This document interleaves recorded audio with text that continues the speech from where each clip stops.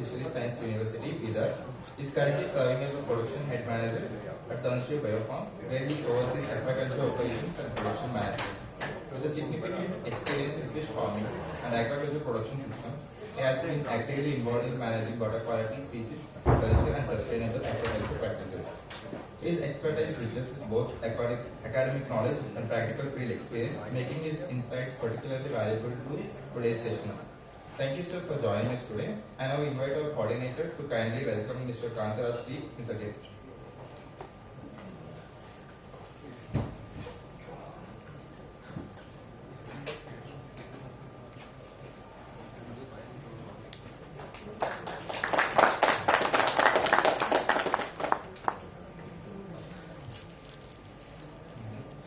Mr. Kantaraj will now deliver his lecture on water quality parameters and their importance in fisheries. So we warmly invite you to address the gathering.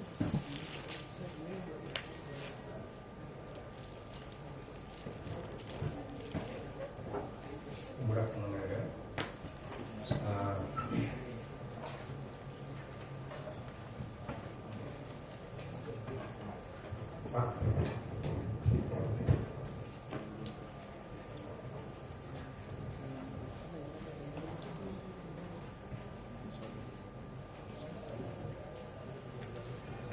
ಎಲ್ಲರಿಗೂ ನಮಸ್ಕಾರ. ನಾನು ಇವತ್ತು ಮೀನು ಸಾಕಾಣಿಕೆಯಲ್ಲಿ ನೀರನ್ನ ಯಾವ ಥರ ಮ್ಯಾನೇಜ್ ಮಾಡಬೇಕು ಅಂತೇಳಿ ಹೇಳೋದಕ್ಕೆ ಬಂದಿದ್ದೀನಿ. ನಿಮಗೆಲ್ಲ ಗೊತ್ತಿರೋಂಗೆ ಮೀನು ಸಾಕಾಣಿಕೆಗೆ ನೀರು ಮೂಲ ವಸ್ತು. ಏನಕ್ಕಪ್ಪ ಅಂದರೆ ನೀರಿಲ್ಲ ಅಂದರೆ ಮೀನು ಬೆಳೆಯೋದಕ್ಕಾಗೋದಿಲ್ಲ. ನೀರನ್ನ ಮ್ಯಾನೇಜ್ ಮಾಡೋದು ನಮಗೆ 3 ಥರ ಡಿಫ್ರೆಂಟ್ ಸ್ಟೇಜಸ್ಸಲ್ಲಿ ಬರುತ್ತೆ. ಪ್ರೀ ಸ್ಟಾಕಿಂಗ್ ಅಂತ ಹೇಳ್ತೀವಿ, ಸ್ಟಾಕಿಂಗ್ ಅಂತ, ಮತ್ತು ಪೋಸ್ಟ್ ಸ್ಟಾಕಿಂಗ್ ಅಂತ. ಪ್ರೀ ಸ್ಟಾಕಿಂಗ್ ಅಂದರೆ ಮೀನನ್ನ ತಗೊಬಂದು ಬಿಡೋದಕ್ಕಿಂತ ಮುಂಚೆ, ಮತ್ತೆ ಸ್ಟಾಕಿಂಗ್ ಅಂತಂದ್ರೆ ಮೀನನ್ನ ಬಿಟ್ಟಾಗ, ಮತ್ತೆ ಪೋಸ್ಟ್ ಸ್ಟಾಕಿಂಗ್ ಅಂತಂದ್ರೆ ಮೀನನ್ನ ನೀರಿಂದ ಹಿಡಿದಾಗ.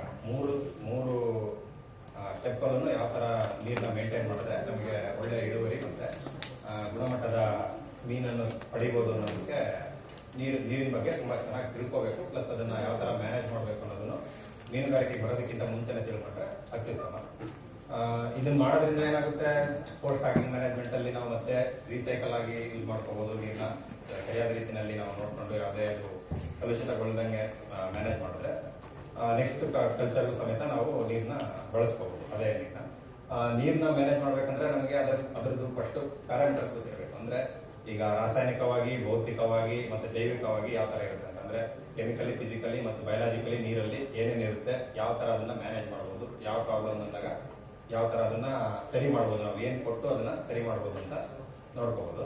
ಈಗ ಭೌತಿಕ ಮತ್ತು ರಾಸಾಯನಿಕ ಪ್ಯಾರಾಮೀಟರ್ಸ್ ಅಂತ ಬಂದಾಗ, ಅಂದ್ರೆ ಫಿಸಿಕಲ್ ಕೆಮಿಕಲ್ ಪ್ಯಾರಾಮೀಟರ್ಸ್ ಅಂತ ಬಂದಾಗ, ಫಸ್ಟ್ನೇದಾಗಿ ತಾಪಮಾನ ಅಂದ್ರೆ ಟೆಂಪರೇಚರ್, ಆಮ್ಲಜನಕ ಡಿಸಾಲ್ವ್ಡ್ ಆಕ್ಸಿಜನ್, ರಸಸಾರ ಅಂದ್ರೆ pH, ಇಂಗಾಲದ ಡೈಆಕ್ಸೈಡ್, ಸಾರಜನಕ, ನೈಟ್ರೋಜನ್, ಹೈಡ್ರೋಜನ್ ಸಲ್ಫೈಡ್, ಮತ್ತೆ ಕ್ಷಾರ ಮಟ್ಟಗಳು ಅಂದ್ರೆ ಆಲ್ಕಲಿನಿಟಿ ಮತ್ತೆ ಸಾಲಿನಿಟಿ ಅಂತ.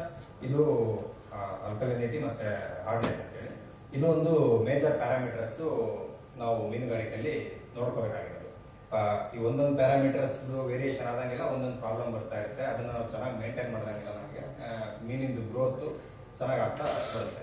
ಸೊ ಮೊದಲನೇದಾಗಿ ನೋಡೋದಾದ್ರೆ ತಾಪಮಾನ ಅಂದ್ರೆ ಈಗ ವಾಟರ್ ಟೆಂಪರೇಚರ್ಗೂ ಮತ್ತೆ ಏರ್ ಟೆಂಪರೇಚರ್ಗೂ ಡಿಫ್ರೆನ್ಸ್ ಇರುತ್ತೆ. ಅಂದ್ರೆ ಸನ್ಲೈಟ್ ಚೆನ್ನಾಗಿ ಬಂದಾಗ ಅದು ಸನ್ಲೈಟ್ ನೀರ್ ಮೇಲೆ ಬಿದ್ದು ಅದರಿಂದ ವಾಟರ್ ಹೀಟ್ ಅಪ್ ಆಗುತ್ತೆ. ಸೊ ನೈಟ್ ಅಲ್ಲಿ ನಿಮಗೆ ಸನ್ಲೈಟ್ ಕಡಿಮೆ ಆದಾಗ ಏನಾಗುತ್ತೆ, ಪ್ರಕೃತಿಲಿರುವಂತಹದ್ದು ಟೆಂಪರೇಚರ್ ಕಡಿಮೆ ಆದ್ರೂ ಸಹ ವಾಟರ್ ಒಂದು 2-3 ಡಿಗ್ರಿ ಟೆಂಪರೇಚರ್ ನ ಹೋಲ್ಡ್ ಮಾಡಿಟ್ಕೊಂಡಿರುತ್ತೆ. ಈಗ ನಮ್ದು ಉಷ್ಣವಲಯಕ್ಕೆ ಬರೋದ್ರಿಂದ ನಮ್ದು ಯೂಶಲಿ ವಾಟರ್ ಟೆಂಪರೇಚರ್ ಬಂದು 25 ರಿಂದ 32 ಡಿಗ್ರಿ ಸೆಲ್ಸಿಯಸ್ ಇರುತ್ತೆ. ಮೀನಿಗೆ ಐಡಿಯಲ್ ಕಂಡೀಷನ್ ಬೆಳೆಯೋದಕ್ಕಂದ್ರೆ 28 ರಿಂದ 32 ಡಿಗ್ರಿ ಸೆಲ್ಸಿಯಸ್.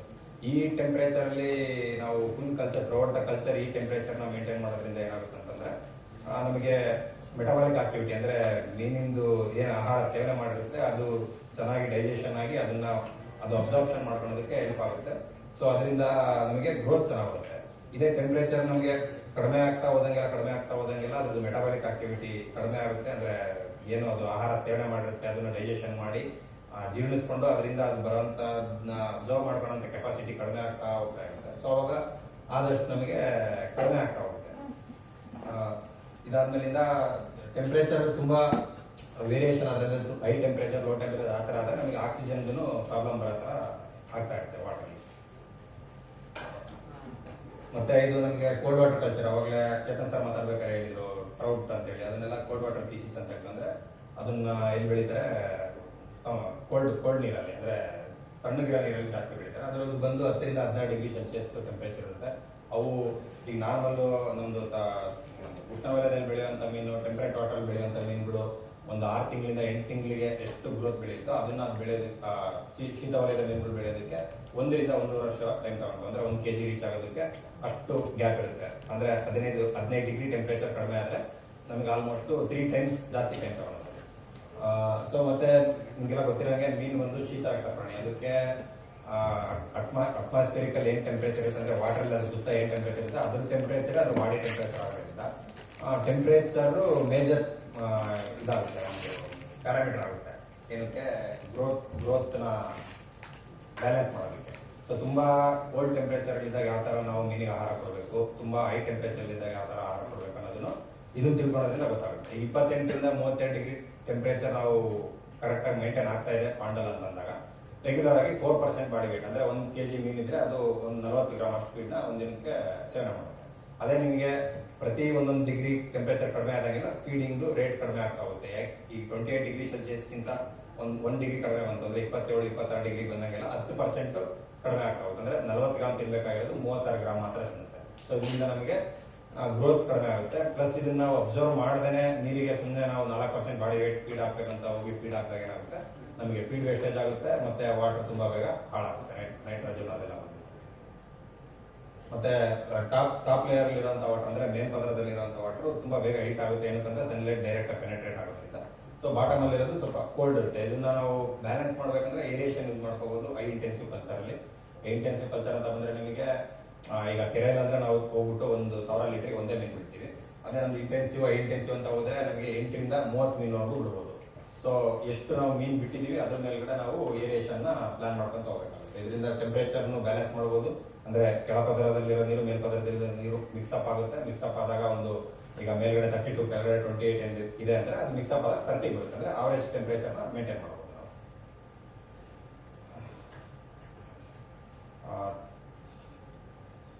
ಈ ಸಡನ್ ಟೆಂಪರೇಚರ್ ಡ್ರಾಪ್ ಅಂದ್ರೆ ಥರ್ಮಲ್ ಶಾಕ್ ಅಂತ ಹೇಳ್ತೀವಿ ನಾವು. ಈಗ ಎಕ್ಸಾಂಪಲ್ 25 ಡಿಗ್ರಿ ಇರೋದನ್ನ ಸಡನ್ ಆಗಿ ತಗೊಂಡೋಗಿ ನಾವು 30 ಡಿಗ್ರಿ ಹಾಕಿದ್ರೆ, ಇಲ್ಲ 30 ಡಿಗ್ರಿ ಇರೋದನ್ನ ಸಡನ್ ಆಗಿ ತಗೊಂಡು 25 ಡಿಗ್ರಿ ಹಾಕಿದ್ರೆ ಫಿಶ್ ನ ಇದೆಲ್ಲ ಯಾವಾಗ ಆಗುತ್ತೆ ಅಂದ್ರೆ ಟ್ರಾನ್ಸ್ಪೋರ್ಟೇಷನ್ ಟೈಮಲ್ಲಿ ಮರಿಗಳನ್ನ ತರಬೇಕಾದ್ರೆ, ಇಲ್ಲ ಲೈವ್ ಫಿಶ್ ನ ಟ್ರಾನ್ಸ್ಪೋರ್ಟ್ ಮಾಡ್ತೀವಿ ಅಂತಂದ್ರೆ, ಈಗ ಮೀನು ನಾವೇನೆಲ್ಲ ಫುಲ್ ಕಲ್ಚರ್ ಆಗಿ ಹಾರ್ವೆಸ್ಟ್ ಮಾಡಿದಾಗ ಲೈವ್ ಫಿಶ್ ಈಗ ತುಂಬಾ ಟ್ರೆಂಡ್ ನಡೀತಾ ಇದೆ, ಲೈವ್ ಫಿಶ್ ತಗೊಂಡೋಗಿ ಕಸ್ಟಮರ್ಸ್ ಕೊಡೋದು. ಆ ಟೈಮಲ್ಲಿ ಏನಾದ್ರು ಸಡನ್ ಆಗಿ ಈಗ ಪಾಂಡ್ ವಾಟರ್ ಟೆಂಪರೇಚರ್ 28-30 ಡಿಗ್ರಿ ಇರೋದನ್ನ ನಾವು ಏನೋ ಡ್ರಮ್ ಅಲ್ಲಿ ಫಿಶ್ ತಗೊಂಡೋಗ್ರೆ ಒಂದು 5-6 ಡಿಗ್ರಿ ಕಡಿಮೆ ಇರೋ ನೀರಿಗೆ ಸಡನ್ ಆಗಿ ಹಾಕಿದ್ರೆ ಥರ್ಮಲ್ ಶಾಕ್ ಇಂದ ಮೀನು ಸಾಯಂತ ಚಾನ್ಸಸ್ ಜಾಸ್ತಿ ಇರುತ್ತೆ. ಸೊ ಯಾವಾಗಲೂ ಐಡಿಯಲ್ ಮೇಂಟೈನ್ ಮಾಡ್ಬೇಕಂದ್ರೆ ಪಾಂಡ್ ವಾಟರ್ ನಿಮಗೆ 27-28 ಡಿಗ್ರಿ ಇದ್ರೆ ನಾವು ಟ್ರಾನ್ಸ್ಪೋರ್ಟ್ ಮಾಡೋದನ್ನು ಸಮೇತ 27-28 ಡಿಗ್ರಿ ಇಟ್ಟಿದ್ರೆ ಒಳ್ಳೇದು.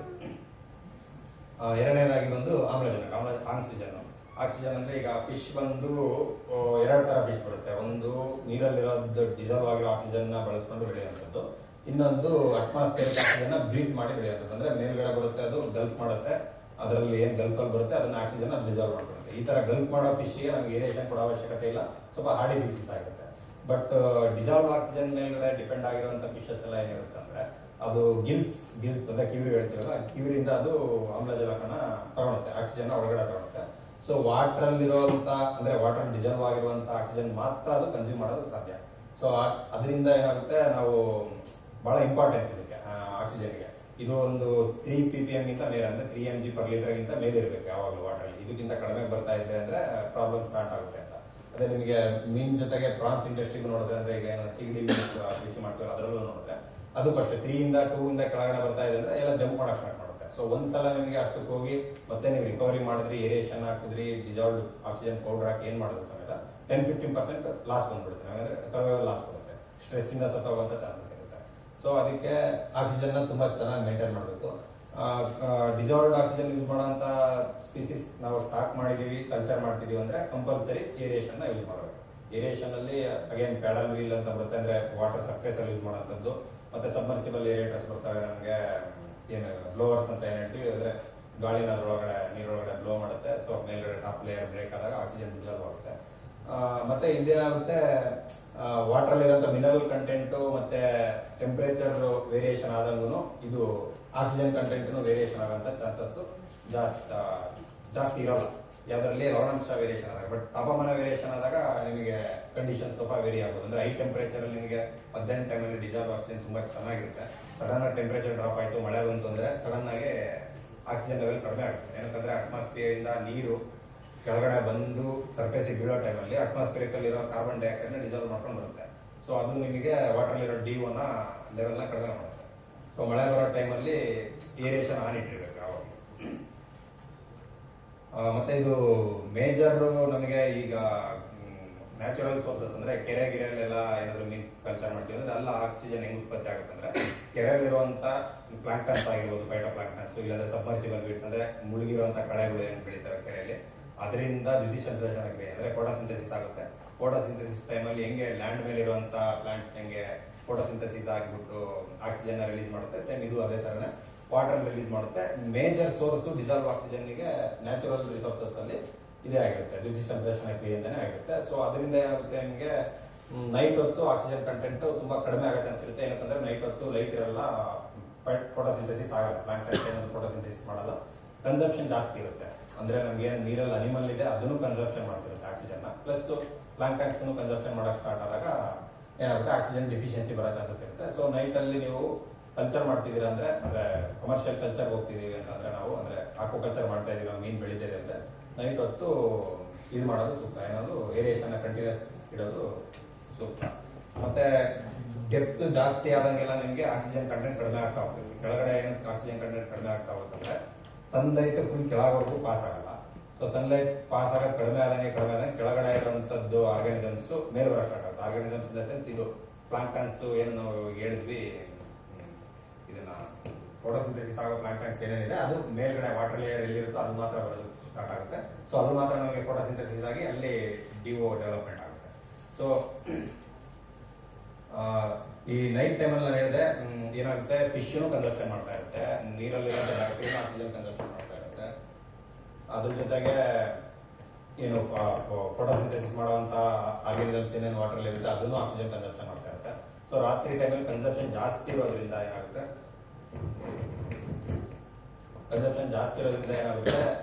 ಆಕ್ಸಿಜನ್ ಕೊರತೆ ಬರುವಂತ ಸಾಧ್ಯತೆ ತುಂಬಾ ಜಾಸ್ತಿ ಇರುತ್ತೆ. ಯೂಶಲಿ ಒಂದು ಕಲ್ಚರ್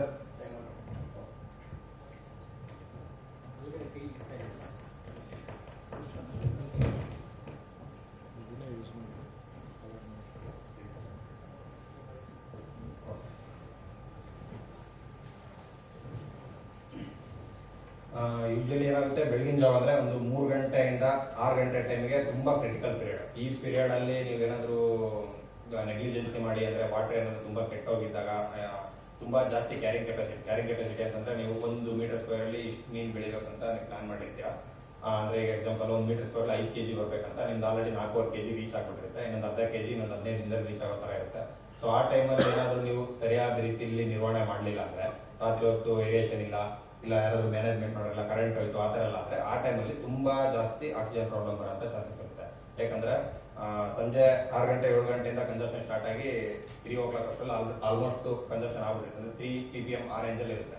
ಸೊ ಮತ್ತೆ ಬೆಳಿಗ್ಗೆ 6 ಗಂಟೆಯಿಂದನೇ ನಿಮಗೆ ಫೋಟೋಸಿಂಥೆಸಿಸ್ ಸ್ಟಾರ್ಟ್ ಆಗುತ್ತೆ. ಆ ಟೈಮಲ್ಲಿ ಏರಿಯೇಷನ್ ತುಂಬಾ ಚೆನ್ನಾಗಿ ನೋಡ್ಕೋಬೇಕು, especially final stages of culture ಅಲ್ಲಿ. ಮತ್ತೆ ಆಕ್ಸಿಜನ್ ಕಂಟೆಂಟ್ ಕಡಿಮೆ ಆದಂಗೆ ನಿಮ್ಗೆ ಗ್ರೋತ್ ಕಡಿಮೆ ಆಗುತ್ತೆ. ಏನಂತಂದ್ರೆ ಈಗ ಚೆನ್ನಾಗಿ ಉಸಿರಾಡಿದ್ರೆ ಅದು ಚೆನ್ನಾಗಿ ತಿಂದಿರೋದನ್ನ ಡೈಜೆಸ್ಟ್ ಮಾಡ್ಕೊಳ್ಳೋದಕ್ಕಾಗಲ್ಲ. ಸೊ ನೀರಲ್ಲಿ ಒಂದು ಏನ್ ಮಿನಿಮಮ್ ಲೆವೆಲ್ ಇರ್ಬೇಕಂದ್ರೆ 4 ppm ಗಿಂತ ಮೇಲೆ ಏನಿರ್ಬೇಕು ಅದು ಮೇಂಟೈನ್ ಆಗ್ತಿಲ್ಲ ಅಂತಂದ್ರೆ ಏನಾಗುತ್ತೆ, ಆ ಟೈಮಲ್ಲಿ ಫೀಡ್ ತಗೊಳಲ್ಲ ಫಿಶ್. ಫೀಡ್ ತಗೊಂಡಿದ್ರು ಡೈಜೆಷನ್ ಮಾಡ್ಕೊಳ್ಳಲ್ಲ. ಸೊ ಆಟೋಮೆಟಿಕಲಿ ನಿಮಗೆ ಗ್ರೋತ್ ಕಡಿಮೆ ಆಗ್ಬಿಡುತ್ತೆ. ಸೊ ಈ ಡಿಸಾಲ್ವ್ ಆಕ್ಸಿಜನ್ ಒಂದ್ಸಲ ಕಡಿಮೆ ಆಯ್ತು, ಫುಲ್ 2-3 ppm ಹೋಯ್ತು ಅಂತಂದ್ರೆ 2 ಗಿಂತ ಕೆಳಗಡೆ ಬಂತು ಅಂತಂದ್ರೆ ಇಮಿಡಿಯೇಟ್ ಬೂಸ್ಟ್ ಮಾಡೋದಕ್ಕೆ ಈಗೆಲ್ಲ ಪೌಡರ್ ಬಂದಿದೆ, ಡಿಸಾಲ್ವ್ ಆಕ್ಸಿಜನ್ ಪೌಡರ್ ಅಂತೇಳಿ ಏರಾಕ್ಸಿ ಪೌಡರ್ ಅಂತ ಸಿಗುತ್ತೆ. ಅದರಲ್ಲಿ ಸೋಡಿಯಂ ಪರ್ಕಾರ್ಬೋನೇಟ್ ಇರುತ್ತೆ, ಅದನ್ನ ನೀವು ಇಮಿಡಿಯೇಟ್ ಒಂದು 5 mg per liter ತರ ಕ್ಯಾಲ್ಕುಲೇಟ್ ಮಾಡಿ ನೀವು ಅಪ್ಲೈ ಮಾಡಿದ್ರೆ, ಎಕ್ಸಾಂಪಲ್ ಒಂದು 1/4 ಎಕರೆ ಪಾಂಡ್ ಇದೆ ಅಂತಂದ್ರೆ ಒಂದು 5 kg ನೀವು ಒಂದ್ಸಲ ಅಪ್ಲೈ ಮಾಡಿದ್ರೆ ಇಮಿಡಿಯೇಟ್ ಒಂದು 5-10 minutes ಅಲ್ಲಿ DO ಜಾಸ್ತಿ ಆಗುತ್ತೆ.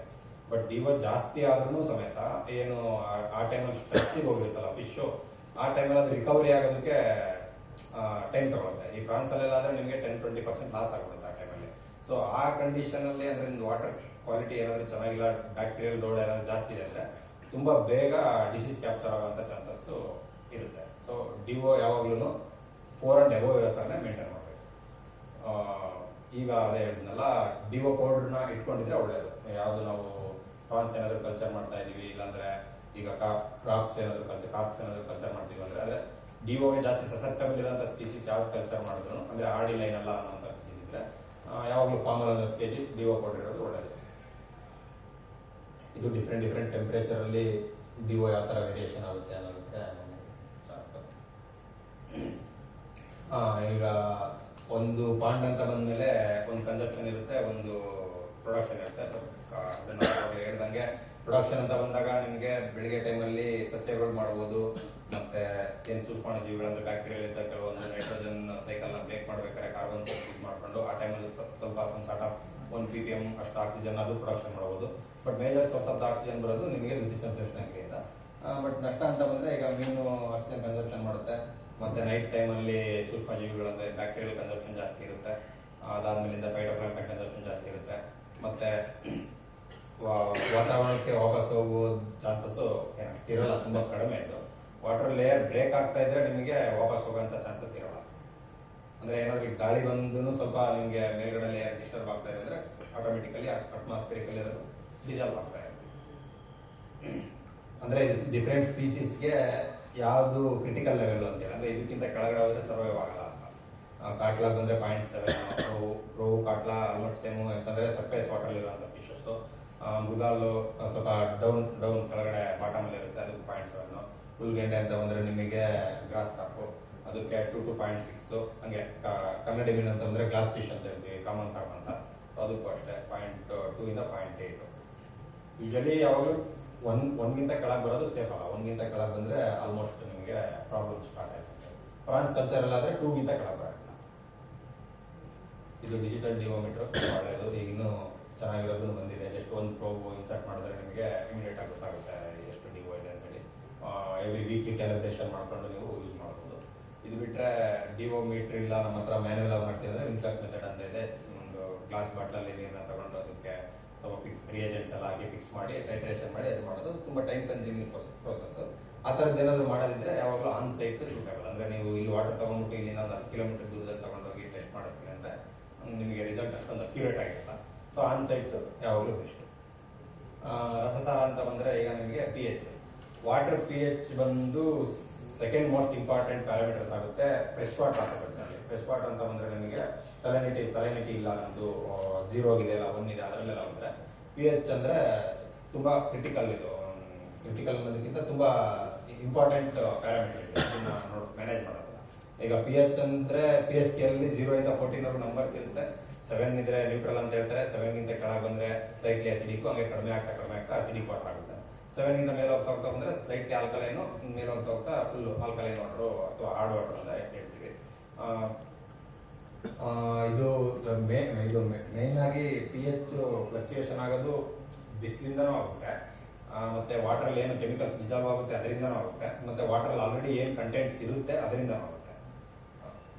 ಮೀನು ಸಾಕಾಣಿಕೆಗೆ ಯೂಶಲಿ ಪ್ರಿಫರಬಲ್ ಅಂತಂದ್ರೆ 7.5 ಇಂದ 8.5 ಐಡಿಯಲ್. ಮೀನು ಶಿಂಪು ಯಾವ್ದು ಸಾಕಿದ್ರು 7.5 ಇಂದ 8.5 ಐಡಿಯಲ್. ಸೊ ಬೆಳಗಿನ ಜಾವ ಅಂತ ಬಂದ್ರೆ ನಿಮಗೆ pH ಲೋ ಇರುತ್ತೆ, ಅಂದ್ರೆ 7.5 ಇರ್ಬೇಕಂದ್ರೆ ಈಗ ನೈಟ್ ನಿಮಗೆ 7.5 ಇದ್ರೆ ಬೆಳಿಗ್ಗೆ 7 ಬಂದಿರುತ್ತೆ. ಕಾರಣ ಏನಂದ್ರೆ ನೈಟ್ ಫುಲ್ ಏನೋ ಈಗ ನೀರಲ್ಲಿರುವಂತಹ ಏನು ಆರ್ಗ್ಯಾನಿಸಮ್ಸ್ ಎಲ್ಲ ಇರುತ್ತೆ, ಅದು ಫುಲ್ ಕನ್ಸಪ್ಷನ್ ಆಕ್ಸಿಜನ್ ಕನ್ಸಪ್ಷನ್ ಮಾಡಿ ಕಾರ್ಬನ್ ಡೈಆಕ್ಸೈಡ್ ನ ಎಮಿಟ್ ಮಾಡಿರುತ್ತೆ. ಸೊ ಕಾರ್ಬನ್ ಡೈಆಕ್ಸೈಡ್ ನ ಎಮಿಟ್ ಮಾಡಿದಾಗ ಅದು ಕಾರ್ಬೋನಿಕ್ ಆಸಿಡ್ ಆಗಿ ಕನ್ವರ್ಟ್ ಆಗಿ ವಾಟರ್ ಜೊತೆ ರಿಯಾಕ್ಟ್ ಆಗಿ ಸೊ ವಾಟರ್ pH ನ ಡೌನ್ ಮಾಡ್ಕೊಂತ ಬಂದಿರುತ್ತೆ. ಸೊ ಮಾರ್ನಿಂಗ್ ಇಂದ ಈವ್ನಿಂಗ್ ಅಷ್ಟರಲ್ಲಿ ಮತ್ತೆ ನಿಮಗೆ ಫೋಟೋಸಿಂಥಸಿಸ್ ಸ್ಟಾರ್ಟ್ ಆಗುತ್ತೆ. ಕಾರ್ಬನ್ ಡೈಆಕ್ಸೈಡ್ ಎಮಿಷನ್ ಕಮ್ಮಿ ಇರುತ್ತೆ, ಯಾಕಂದ್ರೆ ಕನ್ಸಪ್ಷನ್ ಜಾಸ್ತಿ ಆಗುತ್ತೆ. ಫೈಟೋಪ್ಲಾಂಕ್ಟನ್ಸ್ ಎಲ್ಲ ಕಾರ್ಬನ್ ಡೈಆಕ್ಸೈಡ್ ನ ಕನ್ಸಪ್ಷನ್ ಮಾಡುತ್ತೆ. ಸೊ ಆ ಟೈಮಲ್ಲಿ ನಿಮಗೆ ಸಂಜೆ ಬರ್ತಾ pH ಜಾಸ್ತಿ ಆಗ್ತಾ ಬರುತ್ತೆ, ಆಲ್ಕಲೈನ್ ಕಂಡೀಷನ್ ಬರುತ್ತೆ. ಈ ಎರಡರ ಮಧ್ಯೆ ಡಿಫ್ರೆನ್ಸ್ ಅಂದ್ರೆ ಸಂಜೆ ಎಷ್ಟಿರುತ್ತೆ, ಬೆಳಿಗ್ಗೆ ಎಷ್ಟಿರುತ್ತೆ, ಅದ್ರ ಎರಡರ ಮಧ್ಯೆ ಡಿಫ್ರೆನ್ಸ್ ಒಂದಕ್ಕಿಂತ ಜಾಸ್ತಿ ಇರಬಾರ್ದು. ಯಾಕಂದ್ರೆ ಬೆಳಿಗ್ಗೆ ಒಂದು 7.5 ಇತ್ತು ಅಂದ್ರೆ ಸಂಜೆ 8 ಇದ್ರೆ ಓಕೆ, ಇಲ್ಲ ಸಂಜೆ 8 ಇತ್ತಂದ್ರೆ ಬೆಳಿಗ್ಗೆ 7.5 7.2 ಆ ತರ ಇದ್ರೆ ಓಕೆ. ಇದು ಯಾವಾಗ ಒಂದಕ್ಕಿಂತ ಜಾಸ್ತಿ ವೇರಿಯೇಷನ್ ಆಗುತ್ತೆ ಅಂದ್ರೆ 7.5 ಸಂಜೆ ಇದ್ದು 7.5 ಬೆಳಿಗ್ಗೆ ಇದ್ದು ಸಂಜೆ ಒಂದು 8.8 8.9 ಆ ತರ ಎಲ್ಲ ಹೋಗುತ್ತೆ. ಸೊ ಕಂಪ್ಲೀಟ್ ಗ್ರೋತ್ ಡಿಸ್ಟ್ರಾಕ್ಷನ್ ಆಗುತ್ತೆ. ಅಂದ್ರೆ ಅದು ಜಾಸ್ತಿ ಟೈಮ್ ನ ಅದು ಬಾಡಿನ ಮೇಂಟೆನೆನ್ಸ್ ಮಾಡೋದಕ್ಕೆ ಸ್ಪೆಂಡ್ ಮಾಡಕ್ ಸ್ಟಾರ್ಟ್ ಮಾಡುತ್ತೆ. ಸೊ ಈಸಿಯಾಗಿ ಗ್ರೋತ್ ಆಗಲ್ಲ. ಇದು ಹೇಳಿದೆ ನಾನೀಗ ಬೆಳಿಗ್ಗೆ ಯಾವ ತರ ಆಕ್ಟಿವಿಟೀಸ್ ಇರುತ್ತೆ ಅದ್ರ ಮೇಲ್ಗಡೆ ನಿಮ್ಗೆ ಹಾಕೋಗುತ್ತೆ. ಮತ್ತೆ ಇದು ಮಳೆ ಬಂದಾಗಲೂ ಅಷ್ಟೇ ನಿಮಗೆ ಕಾರ್ಬನ್ ಡೈಆಕ್ಸೈಡ್ ಡಿಸಾಲ್ವ್ ಮಾಡ್ಕೊಂಡು ವಾಟರ್ ಬೀಳೋದ್ರಿಂದ ಫುಲ್ ಅದು ಏನು ಅಸಿಡಿಕ್ ವಾಟರ್ ಇರುತ್ತೆ, ಸ್ವಲ್ಪ ಮಳೆ ವಾಟರ್ ಅಂತ ಬಂದ್ರೆ ನಿಮಗೆ 6.5 ಆ ರೇಂಜ್ ಇರುತ್ತೆ. ಸೊ ಆ ಟೈಮಲ್ಲಿ ನಿಮಗೆ pH ಕಡಿಮೆ ಆಗುವಂತ ಚಾನ್ಸಸ್ ಇರುತ್ತೆ. pH ನ ಮ್ಯಾನೇಜ್ ಮಾಡೋದಕ್ಕೆ ನೀವು pH ಏನಾದ್ರೂ ತುಂಬಾ ಜಾಸ್ತಿ ಆಗಿದೆ ಕಡಿಮೆ ಮಾಡ್ಬೇಕಂತ ಸಂದರ್ಭ ಬಂದ್ರೆ ನೀವು ಸುಣ್ಣ ಯೂಸ್ ಮಾಡ್ಬೋದು. ಏನ್ lime agriculture lime but lime ಆ ಥರ ಸಿಗುತ್ತೆ, ಸುಣ್ಣ ಯೂಸ್ ಮಾಡ್ಬೋದು. 1 ಎಕರೆ 1/4 ಎಕರೆ ವಾಟರ್ ಇದೆ ಅಂತ ಹೇಳಿದ್ರೆ ನಿಮಗೆ ಒಂದು 2 kg ಸುಣ್ಣ ಹಾಕಿದ್ರೆ ಆಯ್ತು. ಡೋಲೋಮೈಟ್ ಅಂತ ಬಂದಿದೆ, ಅದನ್ನು ಯೂಸ್ ಮಾಡ್ಬೋದು ನೀವು. ಅದೇ ನಿಮಗೆ pH ಕಡಿಮೆ ಆಗಿದೆ ಜಾಸ್ತಿ ಮಾಡ್ಬೇಕಂತ ಬಂದ್ರೆ ಸಕ್ಕರೆ ಹಾಕ್ಬೇಕು. ಸಕ್ಕರೆ ಹಾಕಿದ್ರೆ ಜಾಗರಿತ ಸಕ್ಕರೆ ಹಾಕಿದ್ರೆ ನಿಮಗೆ ಜಾಸ್ತಿ ಮಾಡ್ಬೋದು. ಮತ್ತೆ ಸುಣ್ಣನ ನೀವು ಬಫರಿಂಗ್ ಏಜೆಂಟ್ ಆಗೂ ಯೂಸ್ ಮಾಡ್ಬೋದು. ಅಂದ್ರೆ 7.5 ಅಲ್ಲಿ ಅದು ಹೋಲ್ಡ್ ಮಾಡುತ್ತೆ pH, ಅಂದ್ರೆ ಜಾಸ್ತಿ ಆಗೋದಕ್ಕೂ ಕಡಿಮೆ ಆಗೋದಕ್ಕೂ ಬಿಡಲ್ಲ. ಇದು ಡಿಜಿಟಲ್ pH ಮೀಟರ್, ಇದು ಸ್ವಲ್ಪ ಓಲ್ಡ್ ಟೈಪ್. ಈಗ ಪೆನ್ ಟೈಪ್ ಎಲ್ಲ ಬಂದಿದೆ pH ಚೆಕ್ ಮಾಡೋದಕ್ಕೆ. ಒಂದು ಜಸ್ಟ್ ಪೆನ್ ಟೈಪ್ ನ ಇನ್ಸರ್ಟ್ ಮಾಡಿದ್ರೆ ನಿಮಗೆ pH ಏನಂತ ತೋರಿಸುತ್ತೆ. ಪ್ಲಸ್ ಎಲ್ಲದಕ್ಕಿಂತ ಬೆಸ್ಟ್ ಅಂದ್ರೆ ನಿಮಗೆ pH ಮೀಟರ್ ಇಟ್ಕೊಂಡ್ರು ಸಮೇತ pH ಪೇಪರ್ ಫಾರ್ಮ್ ಅಲ್ಲಿ ಯಾವತ್ತೂ ಇರಬೇಕು. ಯಾಕಂದ್ರೆ pH ಮೀಟರ್ ವೇರಿಯೇಷನ್ ಬಂದ್ರು pH ಮೀಟರ್ ಯಾವತ್ತೂ ವೇರಿಯೇಷನ್ ಬರಲ್ಲ, ಜಸ್ಟ್ ಕಲರ್ ಮ್ಯಾಚ್ ಅಪ್ ಮಾಡ್ಕೊಳ್ಳೋದು. ಎಕ್ಸಾಕ್ಟ್ ರೀಡಿಂಗ್ ಸಿಗಲ್ಲ ನಿಮಗೆ. 7.5 ಇಂದ 8.5 ಇನ್ ಬಿಟ್ವೀನ್ ಆ ತರ, 7.5 ಇಂದ 8 ಆ ತರ ಇನ್ ಬಿಟ್ವೀನ್ ಅಲ್ಲಿ ತೋರಿಸುತ್ತೆ. ಸೊ ಅದು ನಿಮಗೆ ಕರೆಕ್ಟ್ ಆಗಿ ಕ್ಯಾಲಿಬ್ರೇಟ್ ಆಗಿದೆಯೋ ಇಲ್ಲೋ ಅನ್ನೋದಕ್ಕೆ ನೋಡ್ಕೋಬಹುದು. ಇಂಗಾಲದ ಡೈಆಕ್ಸೈಡ್ ಇದೆ, ಕಾರ್ಬನ್ ಡೈಆಕ್ಸೈಡ್ ಇದೇನು ಜಾಸ್ತಿ ನಮಗೆ ಎಫೆಕ್ಟ್ ಮಾಡಲ್ಲ pH ವೇರಿಯೇಷನ್ ಅಲ್ಲಿ ಬಿಟ್ರೆ. ನಿಮ್ಗೆ ಏನಾದ್ರು ಪಾಂಡ್ ಅಲ್ಲಿ ತುಂಬಾ ಜಾಸ್ತಿ ಆಲ್ಗಲ್ ಬ್ಲೂಮ್ ಜಾಸ್ತಿ ಆಗಿದೆ ಅಂತಂದಾಗ ಈ ಪ್ರಾಬ್ಲಮ್ ಬರುತ್ತೆ. ಏನಂತಂದ್ರೆ pH ಮೇಂಟೆನೆನ್ಸ್ ಆಗೇನು ರಾತ್ರಿ ಹೊತ್ತು ಕಾರ್ಬನ್ ಡೈಆಕ್ಸೈಡ್ ಎಮಿಷನ್ ಜಾಸ್ತಿ ಇರುತ್ತೆ. ಸೊ ಅದರಿಂದ pH ತುಂಬಾ ವೇರಿಯೇಷನ್ ಆಗುತ್ತೆ. ಸೊ ಆಲ್ಗಲ್ ಡೆವಲಪ್ಮೆಂಟ್ ನ ಒಂದು ಸ್ವಲ್ಪ ನೀವು ಕಂಟ್ರೋಲ್ ಅಲ್ಲಿ ಇಟ್ಕೊಂಡ್ರೆ CO2 ಏನು ಪ್ರಾಬ್ಲಮ್ ಬರಲ್ಲ ನಿಮಗೆ. ಇದು ಒಂದು 60 mg per ಲೀಟರ್ ಅಂದ್ರೆ 60 ppm ವರೆಗೂ ಇದ್ರೂ ಏನು ಪ್ರಾಬ್ಲಮ್ ಆಗಲ್ಲ. ಫಿಶಿಗಾಗಲಿ ಪ್ರಾನ್ಸ್ಗಾಗಲಿ ಯಾವುದು ಏನು ಪ್ರಾಬ್ಲಮ್ ಆಗಲ್ಲ. ಸಾರಜನಕ ನೈಟ್ರೋಜನ್ ಇದು ಒಂದು 3 ಡಿಫ್ರೆಂಟ್ ಫಾರ್ಮ್ ಅಲ್ಲಿ ಇರುತ್ತೆ ವಾಟರ್ ಅಲ್ಲಿ. ಒಂದು ಅಮೋನಿಯಾ ಅಂತ ಹೇಳ್ತೀವಿ NH3, ಮತ್ತೆ ನೈಟ್ರೈಟ್ ಅಂತ ಹೇಳಿ. ಅಮೋನಿಯಾ ಯಾವಾಗ ಬರುತ್ತೆ ಅಂತಂದ್ರೆ ಏನು ಫಿಶ್ಗೆ ನಾವು ಫೀಡ್ ಮಾಡ್ತೀವಿ ಅಂದ್ರೆ ಆಹಾರ ಕೊಡ್ತೀವಿ. ಸೊ ಅದು ತಿಂದಾದ್ಮೇಲಿಂದ ಅದು ಎಕ್ಸ್ಕ್ರೀಷನ್ ಮಾಡುತ್ತೆ, ಸ್ವಲ್ಪ ಫೀಡ್ ವೇಸ್ಟ್ ಆಗುತ್ತೆ. ವೇಸ್ಟ್ ಆಗಿರೋ ಫೀಡ್ ಅಲ್ಲಿ ಇರೋ ನೈಟ್ರೋಜನ್ ಕಂಟೆಂಟ್ ಮತ್ತೆ ಎಕ್ಸ್ಕ್ರೀಷನ್ ಅಲ್ಲಿ ಇರೋ ನೈಟ್ರೋಜನ್ ಕಂಟೆಂಟ್ ಮತ್ತೆ ವಾಟರ್ ಅಲ್ಲಿ ಏನೋ ಆಲ್ಗೆ ಆ ತರದ್ದು ಡೆಬ್ರೀಸ್ ಅದೆಲ್ಲ ಇರುತ್ತೆ, ಅದೆಲ್ಲ ಏನಾದ್ರು ಡಿಗ್ರೇಡ್ ಆಗಬೇಕಾದ್ರೆ ಅದರಿಂದ ಬರುವಂತ ನೈಟ್ರೋಜನ್ ಕಂಟೆಂಟ್ ಇದೆಲ್ಲ ಕಂಬೈಂಡ್ ಆಗ್ಬಿಟ್ಟು ನಮಗೆ ವಾಟರ್ ಅಲ್ಲಿ ಅಮೋನಿಯಾ ಫಾರ್ಮೇಶನ್ ಆಗುತ್ತೆ. ಸೊ ಅಮೋನಿಯಾ ಫಾರ್ಮೇಶನ್ ಆದ್ರೆ ನಿಮಗೆ ಇದು ತುಂಬಾ ಅಂದ್ರೆ ಏನೋ ಡೆಡ್ಲಿ ಗ್ಯಾಸ್ ತರ ಇದು. ಇದೊಂದ್ಸಲ 0.1 ಆ ತರ ಎಲ್ಲ ppm ಆ ತರ ಎಲ್ಲ ಬರ್ತಾ ಇದೆ ಅಂತಂದ್ರೆ ಫಿಶ್ ಎಲ್ಲ ಮೇಲ್ಗಡೆ ಬರೋಕೆ ಸ್ಟಾರ್ಟ್ ಮಾಡುತ್ತೆ, ಬಾಟಮ್ ಅಲ್ಲಿ ಯಾವ್ದು ಇರಲ್ಲ. ಸೊ ಇದನ್ನ ಮ್ಯಾನೇಜ್ ಮಾಡೋದು ಹೆಂಗಂತಂದ್ರೆ ನೀವು ವಾಟರ್ ಎಕ್ಸ್ಚೇಂಜ್ ಕರೆಕ್ಟ್ ಮಾಡಬೇಕು. ಪಾಂಡ್ ಮಾಡಬೇಕಾದ್ರೆ ಸೆಂಟ್ರಲ್ ಡ್ರೈನ್ ಸಿಸ್ಟಮ್ ಎಲ್ಲ ಈಗ ಬಂದಿದೆ. ಅಂದ್ರೆ ಪಾಂಡ್ ಸೆಂಟರ್ ಇಂದಾನೆ ವಾಟರ್ ಡ್ರೈನ್ ಆಗೋ ತರ ಸ್ಲೋಪ್ ಕೊಟ್ಟು ಸೆಂಟ್ರಲ್ ಮಾಡಿದ್ರೆ ಅದರಿಂದ ನಿಮ್ಗೆ ಒಂದ್ ಹತ್ರ ಬಂದು ಡೆಬ್ರೀಸ್ ಎಲ್ಲ ಕಲೆಕ್ಟ್ ಆಗ್ತಿರುತ್ತೆ. ಎವ್ರಿ 2-3 days ಒಂದ್ಸಲ ನೀವು 1 ಇಂಚ್ 2 ಇಂಚ್ ಅಷ್ಟು ವಾಟರ್ ಎಕ್ಸ್ಚೇಂಜ್ ಮಾಡಿದ್ರೆ ಇದನ್ನ ಅಮೋನಿಯಾನ ಇದು ಮಾಡ್ಕೋಬಹುದು, ಮ್ಯಾನೇಜ್ ಮಾಡ್ಕೋಬಹುದು. ಅಮೋನಿಯಾ ಜಾಸ್ತಿ ಆದ್ರೆ ಸೇಮ್ ಗಿಲ್ ರಪ್ಚರ್ ಆಗಕ್ಕೆ ಸ್ಟಾರ್ಟ್ ಆಗುತ್ತೆ. ಗಿಲ್ ಮೇಲ್ಗಡೆ ಎಲ್ಲ ಡಾರ್ಕ್ ರೆಡ್ ಕಲರ್ದು ಸ್ಪಾಟ್ಸ್ ಆಗಕ್ಕೆ ಸ್ಟಾರ್ಟ್ ಆಗುತ್ತೆ. ಅಮೋನಿಯಾ ಬ್ರೀತ್ ಆಗ್ತಿದೆ ಫಿಶ್ ಅಂತ ಹೇಳಿದ್ರೆ. ಸೊ ಕಿಡ್ನಿ ಫೇಲ್ಯೂರ್ ಆಗುತ್ತೆ. ಸೊ ಆ ತರದ್ದೆಲ್ಲ ಆಗುತ್ತೆ. ಸೊ ಇದನ್ನ ಒಬ್ಬ ಪರ್ಫೆಕ್ಟ್ ಆಕ್ವಾಕಲ್ಚರಿಸ್ಟ್ ಅಂತಂದ್ರೆ ಅಂದ್ರೆ ಒಬ್ಬ ಒಳ್ಳೆ ಮೀನು ಕೃಷಿಕ ಆದ್ರೆ ಅವನಿಗೆ ಜಸ್ಟ್ ಪಾಂಡ್ ಮೇಲ್ಗಡೆ ಓಡಾಡಿದ್ರೆ ಸಾಕು ಅವನೊಂದು ಅಬ್ಸರ್ವ್ ಮಾಡಬಹುದು ಅಮೋನಿಯಾ ಬಂದಿದೆ ವಾಟರ್ ಅಂತ. ಯಾಕಂದ್ರೆ ವಾಟರ್ ಕಲರ್ ಚೇಂಜ್ ಆಗುತ್ತೆ, ವಾಟರ್ ಸೆಂಟ್ ಚೇಂಜ್ ಆಗುತ್ತೆ. ನಿಮಗೆ ಮೇಲಿಂದ ನೋಡಿದ್ರೆ ಸಹ ಕಂಡುಹಿಡಿಯಬಹುದು. ವಾಟರ್ದು ಕೆಳಗಡೆ ಅಮೋನಿಯಾ ಜಾಸ್ತಿ ಆಗ್ತಾ ಇದೆ ಅಂದ್ರೆ ಜಾಸ್ತಿ ಇನ್ನೊಂದು 2 days ಅಲ್ಲಿ ಆಗ್ಬೋದು ಅನ್ನೋ ಮುಂಚೆನೆ ನಿಮ್ಗೆ ಆಲ್ರೆಡಿ ಪಾಂಡ್ ಬಾಟಮ್ ಬ್ಲಾಕ್ ಕಾಣಿಸಕ್ ಸ್ಟಾರ್ಟ್ ಆಗುತ್ತೆ. ಏನ್ ನಿಮಗೆ ಲೈಟ್ ಗ್ರೀನ್ ಇಲ್ಲದೆ ಪೇಲ್ ಕಲರ್ ಇಲ್ಲ ಗೋಲ್ಡನ್ ಬ್ರೌನ್ ಕಲರ್ ಅಂತ ಏನ್ ಹೇಳ್ತೀವಿ ಅದು ಬಿಟ್ಬಿಟ್ಟು ಏನೋ ಒಂದು ಹೊಸ ಕಲರ್. ಸೊ ಆ ತರ ಬಂದ್ರೆ ನೀವು ಮ್ಯಾನೇಜ್ ಮಾಡ್ಬೋದು. ಪ್ರತಿ ಲೀಟರ್ಗೆ 0.4 ಇಂದ 3 ಮಿಲಿಗ್ರಾಮ್ ಇದ್ರೆ 0.4 ಅಲ್ಲ 0.1 ಎಬೋ ಇದ್ರೂ ಇಟ್ಸ್ ಡೆಡ್ಲಿ ಅಂತ ಕನ್ಸಿಡರ್ ಮಾಡ್ಬೋದು. ನೀವು ಕರೆಕ್ಟಾಗಿ ಬೇಸ್ನ ಅಂದ್ರೆ ಪಾಂಡ್ ಬಾಟಮ್ ಕರೆಕ್ಟ್ ಆಗಿ ಇಟ್ಕೊಂಡ್ರೆ ಇದು ಅಮೋನಿಯಾದ್ದು ಯಾವುದೇ ತರದ್ದು ಪ್ರಾಬ್ಲಮ್ ಬರಲ್ಲ. ಹೈಡ್ರೋಜನ್ ಸಲ್ಫೈಡ್ ಬಂದು ಅಗೇನ್ ಏನ್ ನಿಮಗೆ ಕೆಳಗಡೆ ಜಾಸ್ತಿ ಆಲ್ಗೆ ಲೋಡ್ ಜಾಸ್ತಿ ಆಗಿ ಅದೇನಾದ್ರು ಕ್ರಾಶ್ ಆಗಿ ಕೆಳಗಡೆ ಹೋದ್ರೆ ಆ ಟೈಮಲ್ಲಿ ಇದು ಬರೋ ಚಾನ್ಸಸ್ ಇರುತ್ತೆ. ಹೈಡ್ರೋಜನ್ ಸಲ್ಫೈಡ್ ಇದ್ರಲ್ಲಿ ಬಂದು ಅಮೋನಿಯನ್ ಯಾವ ತರ ಕಡಿಮೆ ಮಾಡ್ಬೋದು ಅಂತಂದ್ರೆ ನೀವು ವಾಟರ್ ಎಕ್ಸ್ಚೇಂಜ್ ಒಂದು ಮೇಜರ್. ನೆಕ್ಸ್ಟ್ ಅಂತ ಬಂದ್ರೆ ನೀವು ಜಾಗ್ರೆ ಅಥವಾ ಶುಗರ್ನ ಯೂಸ್ ಮಾಡ್ಕೋಬಹುದು ಅಮೋನಿಯಾ ಬಂದಾಗ. ಪ್ಲಸ್ ಪ್ರೋಬಯೋಟಿಕ್ ಅಪ್ಲಿಕೇಶನ್ಸ್ ಮಾಡ್ಕೋಬಹುದು. ಪ್ರೋಬಯೋಟಿಕ್ ಅಂತೇಳಿ ನಿಮಗೆ ಲಿಕ್ವಿಡ್ ಪ್ರೋಬಯೋಟಿಕ್ ಸಿಗುತ್ತೆ. ಸೊ ಅದನ್ನ ಇಮಿಡಿಯೇಟ್ ಅಪ್ಲಿಕೇಶನ್ ಮಾಡ್ಕೊಳ್ಳೋದ್ರಿಂದ ನಿಮಗೆ ಅಮೋನಿಯಾ ಲೆವೆಲ್ನ ಕಡಿಮೆ ಮಾಡ್ಕೋಬಹುದು.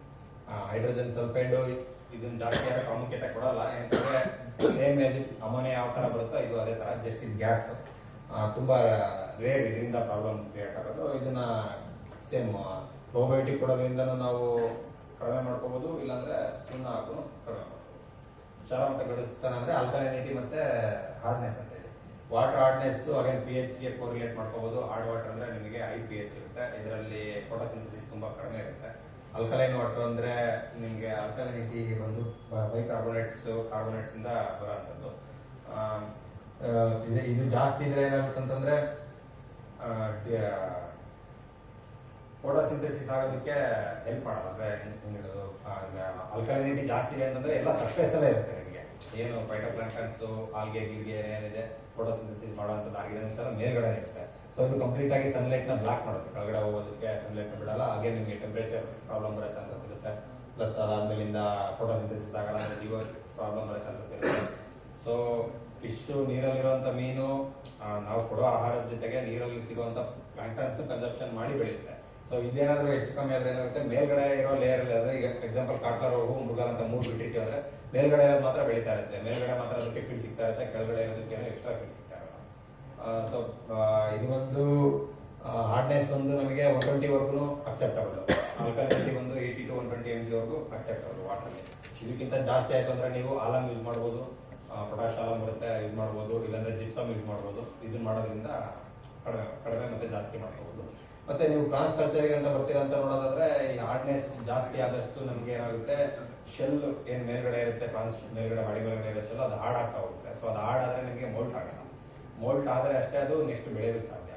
ಸೊ ಹಾರ್ಡ್ನೆಸ್ ಜಾಸ್ತಿ ಆಯ್ತಂದ್ರೆ ಮೋಲ್ಟ್ ಆಗಲ್ಲ, ನಿಮ್ಗೆ ಅಗೇನ್ ಗ್ರೋತ್ ಬರಲ್ಲ, ಲಾಸ್ ಅಲ್ಲಿ ಹೋಗ್ಬೇಕಾಗುತ್ತೆ. ಸೊ ಹಾರ್ಡ್ನೆಸ್ ಜಾಸ್ತಿ ಆದಾಗ ನೀವು ಜಿಪ್ಸಮ್ ಮತ್ತೆ ಪೊಟ್ಯಾಶ್ ಆಲಮ್ ಆ ಥರದ್ದು ಯೂಸ್ ಮಾಡ್ಕೊಂಡು hardness calcium magnesium bicarbonates ಇದರಿಂದಾನೇ hardness ಬರೋದು. ಸುಣ್ಣ ಈಗ ಆಲ್ಕಲೈನ್ ವಾಟರ್ ಅಲ್ಲಿ ಸುಣ್ಣ ಬಳಸಬಹುದು. ಆಲ್ಕಲೈನ್ ವಾಟರ್ ಅಲ್ಲಿ pH ತುಂಬಾ ಜಾಸ್ತಿ ಇರುತ್ತೆ, ನಿಮಗೆ 9.5 ಆ ಥರ ಎಲ್ಲ ಇರುತ್ತೆ. ಆ ಟೈಮಲ್ಲಿ ಸುಣ್ಣ ಬಿಟ್ಟಿದ್ರೆ ಅವಾಗಲೇ ನಾನು ಹೇಳ್ದಂಗೆ ಅದು ನೀವು ನಾರ್ಮಲ್ ರೇಂಜಿಗೆ ಬಫರ್ ರೇಂಜಿಗೆ ತಗೊಂಡು ರಾಡಿ ಅಂತಂದ್ರೆ ಇದು ಒಂದು ಟರ್ಬಿಡಿಟಿ. ವಾಟರ್ ಅಲ್ಲಿ ಟರ್ಬಿಡಿಟಿ ಹೆಂಗ್ ಮೆಜರ್ ಮಾಡೋದಂದ್ರೆ ಏನೋ ವಾಟರ್ ನಾವು ಮೇಲಿಂದ ನೋಡಿದ್ರೆ ಎಷ್ಟು ಕೆಳವರೆಗೂ ಕಾಣಿಸ್ತಾ ಇದೆ ಅಂತ ಹೇಳಿ. ಅಂದ್ರೆ ಈಗ ಎಕ್ಸಾಂಪಲ್ ಒಂದೇನೋ ನೀವೊಂದು ಕೈನ ಈ ತರ ಡಿಪ್ ಮಾಡ್ತಿದ್ರೆ ವಾಟರ್ ಒಳಗೆ ಬಂದ್ರೆ ನಿಮ್ದು ಅಂಗೈ ಈ ತರ ಡಿಪ್ ಮಾಡ್ತಿದ್ರೆ ಅಂದ್ರೆ ಎಲ್ಲಿವರೆಗೂ ನಿಮ್ದು ಅಂಗೈ ಕಾಣುತ್ತೆ. ಇದು 30 ಸೆಂಟಿಮೀಟರ್ ವರ್ಗೂ ಇದ್ರೆ ಐಡಿಯಲ್. 30 ಸೆಂಟಿಮೀಟರ್ ವರ್ಗೂ ಯಾವ ಕಾರಣದಿಂದ ಇದೆ ಅನ್ನೋದನ್ನು ಮ್ಯಾಟರ್ ಆಗುತ್ತೆ. ಅಂದ್ರೆ ಎಕ್ಸಾಂಪಲ್ ಪ್ಲಾಂಕ್ಟನ್ಸ್ ಎಲ್ಲ ಬಂದು 30 ಸೆಂಟಿಮೀಟರ್ ಇದೆ ಅಂದ್ರೆ ಓಕೆ, ಬಟ್ ಅದೇ ನೀವು ಮಣ್ಣೆಲ್ಲ ಮಿಕ್ಸ್ ಆಗುತ್ತೆ ನೀರಲ್ಲಿ ಹೊಂಡ ತರ ಆಗಿ ಆ ತರ 30 ಸೆಂಟಿಮೀಟರ್ ಇದ್ರೆ ಅದು ಅಕ್ಸೆಪ್ಟಬಲ್ ಅಲ್ಲ. ಸೊ ಇದನ್ನ ಮ್ಯಾನೇಜ್ ಹೆಂಗ್ ಮಾಡ್ಬೋದು ಅಂತಂದ್ರೆ ಫರ್ಟಿಲೈಸೇಷನ್ ಮಾಡೋದ್ರಿಂದ ಪಾಂಡಿಗೆ. ಫರ್ಟಿಲೈಸೇಷನ್ ಅಂದ್ರೆ ಈಗ ಕೋಳಿ ಗೊಬ್ಬರ ಅಥವಾ ದನದ ಗೊಬ್ಬರ ಹಾಕಿ ಫರ್ಟಿಲೈಸೇಷನ್ ಮಾಡ್ಕೋಬಹುದು. ಪಾಂಡ್ನ ಒಂದು ಕ್ರಾಪಿಗೆ ಎಷ್ಟು ಬೇಕಾಗ್ತೋ ಅದರಿಂದ ನಾವು ಅದರಲ್ಲಿ ಫೈಟೋಪ್ಲಾಂಕ್ಟನ್ಸ್ ಡೆವಲಪ್ಮೆಂಟ್ಸ್ ನ ಜಾಸ್ತಿ ಮಾಡಿಸ್ಬೋದು, ಆ ಥರ ಆಗುತ್ತೆ. ಅದು ಬಿಟ್ಟರೆ ನಿಮಗೆ ಈಗ FOC ಅಂತ ಮಾಡ್ತೀವಿ ನಾವು. FOC ಅಂದ್ರೆ ಬಯೋಫ್ಲಾಕ್ ಕಲ್ಚರ್ ಅಲ್ಲಿ ಫರ್ಮೆಂಟೆಡ್ ಮೀಡಿಯಾನ ಅದಕ್ಕೆ ಅಪ್ಲೈ ಮಾಡೋದು. ಫರ್ಮೆಂಟೆಡ್ ಮೀಡಿಯಾಗೆ ನೀವು ತೌಡು ಯೂಸ್ ಮಾಡಿ, ಮತ್ತೆ ತೌಡು ಬೆಲ್ಲ, ಈಗ ಏನು ಕಡಲೆಕಾಯಿ ಹಿಂಡಿ ಸಿಗುತ್ತಲ್ಲ ಹಿಂಡಿ, ಅದನ್ನೆಲ್ಲ ಒಂದು 10:10 ರೇಷಿಯೋದಲ್ಲಿ ಒಂದು 2 days ಇಟ್ಬಿಟ್ಟು ಫರ್ಮೆಂಟ್ ಮಾಡಿ ಅದು ಜ್ಯೂಸ್ ಕೊಡೋದ್ರಿಂದನೂ ನಮಗೆ ಅದರಲ್ಲಿರೋ ವಾಟರ್ ಅಲ್ಲಿ ಇರುವಂತ ನ್ಯೂಟ್ರಿಯೆಂಟ್ಸ್ ನ ಜಾಸ್ತಿ ಮಾಡಿ ಫೋಟೋಸಿಂಥಸಿಸ್ ಮಾಡುವಂತ ಆರ್ಗಾನಿಸಮ್ಸ್ ಜೊತೆಗೆ ಇನ್ ಬಯೋಫ್ಲಾಕ್ ಅಂತ ನಾವು ಹೇಳ್ತೀವಿ ಅದನ್ನು ಉತ್ಪತ್ತಿ ಆಗೋದಕ್ಕೆ ಹೆಲ್ಪ್ ಮಾಡ್ಬೋದು. ಇದು ಒಂದು ಈ ತರ ಇರಬೇಕು ವಾಟರ್ ಕಲರ್ ಅಂತ, ಅಂದ್ರೆ ಪೇಲ್ ಎಲ್ಲೋ ಅಥವಾ ಪೇಲ್ ಗ್ರೀನ್ ಕಲರ್ ಇರಬೇಕು ಕಲ್ಚರ್ ವಾಟರ್. ಮೇಲಿಂದ ನೋಡಿದ್ರೆ ಫ್ರೆಶ್ ಸೀ ಸ್ಮೆಲ್ ಬರಬೇಕು, ಅಂದ್ರೆ ಸೀವಿಡ್ ಸ್ಮೆಲ್, ಅಂದ್ರೆ ತುಂಬಾ ಏನು ನಮಗೆ ಗಲೀಜಾಗಿರೋದು ಅಥವಾ ಅಮೋನಿಯಾ ತರ ಸ್ಮೆಲ್ ಬರಬಾರ್ದು. ಇದು ಈ ತರ ಅನ್ಸ್ಯಾಚುರೇಟೆಡ್ ಅಂದ್ರೆ ಇದು ತುಂಬಾ ಜಾಸ್ತಿ ಡೆನ್ಸ್ ಆಗಿದೆ, ಅಂದ್ರೆ ಆಲ್ಗಲ್ ಗ್ರೋತ್ ಜಾಸ್ತಿ ಆಗಿ ಜಾಸ್ತಿ ಗ್ರೀನ್ ಆಗಿದೆ. ನಮ್ಗೆ ಜಾಸ್ತಿ ಗ್ರೀನ್ ಆಗಬಾರ್ದು, ಕಡಿಮೆ ಗ್ರೀನ್ ಇರಬಾರ್ದು, ಒಂದು ಮಿಡ್ಲಲ್ಲಿ ಅದನ್ನ ಮ್ಯಾನೇಜ್ ಮಾಡಬೇಕು ನಾವು.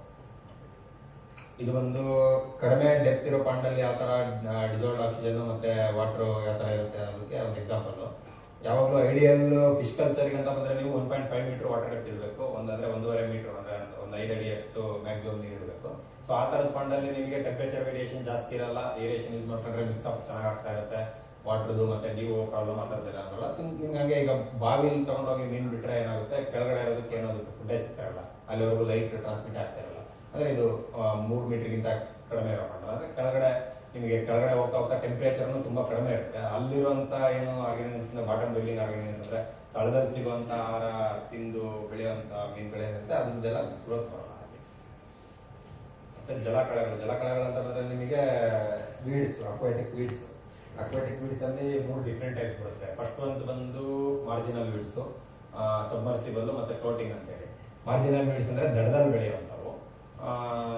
ದಡದಲ್ಲಿ ಬೆಳೆಯುವಂತ ಅಂದ್ರೆ ನೀವು ಗೊತ್ತಿರ್ಬೋದು, ಫಲಕೇಶ ಅಂತ ಏನ್ ನಾವು ಇದು ಹೇಳ್ತೀವಿ, ದೊಡ್ಡದು ಆನೆ ಕಿವಿ ಸೊಪ್ಪು ಅಂತ ಹೇಳ್ತಾರೆ.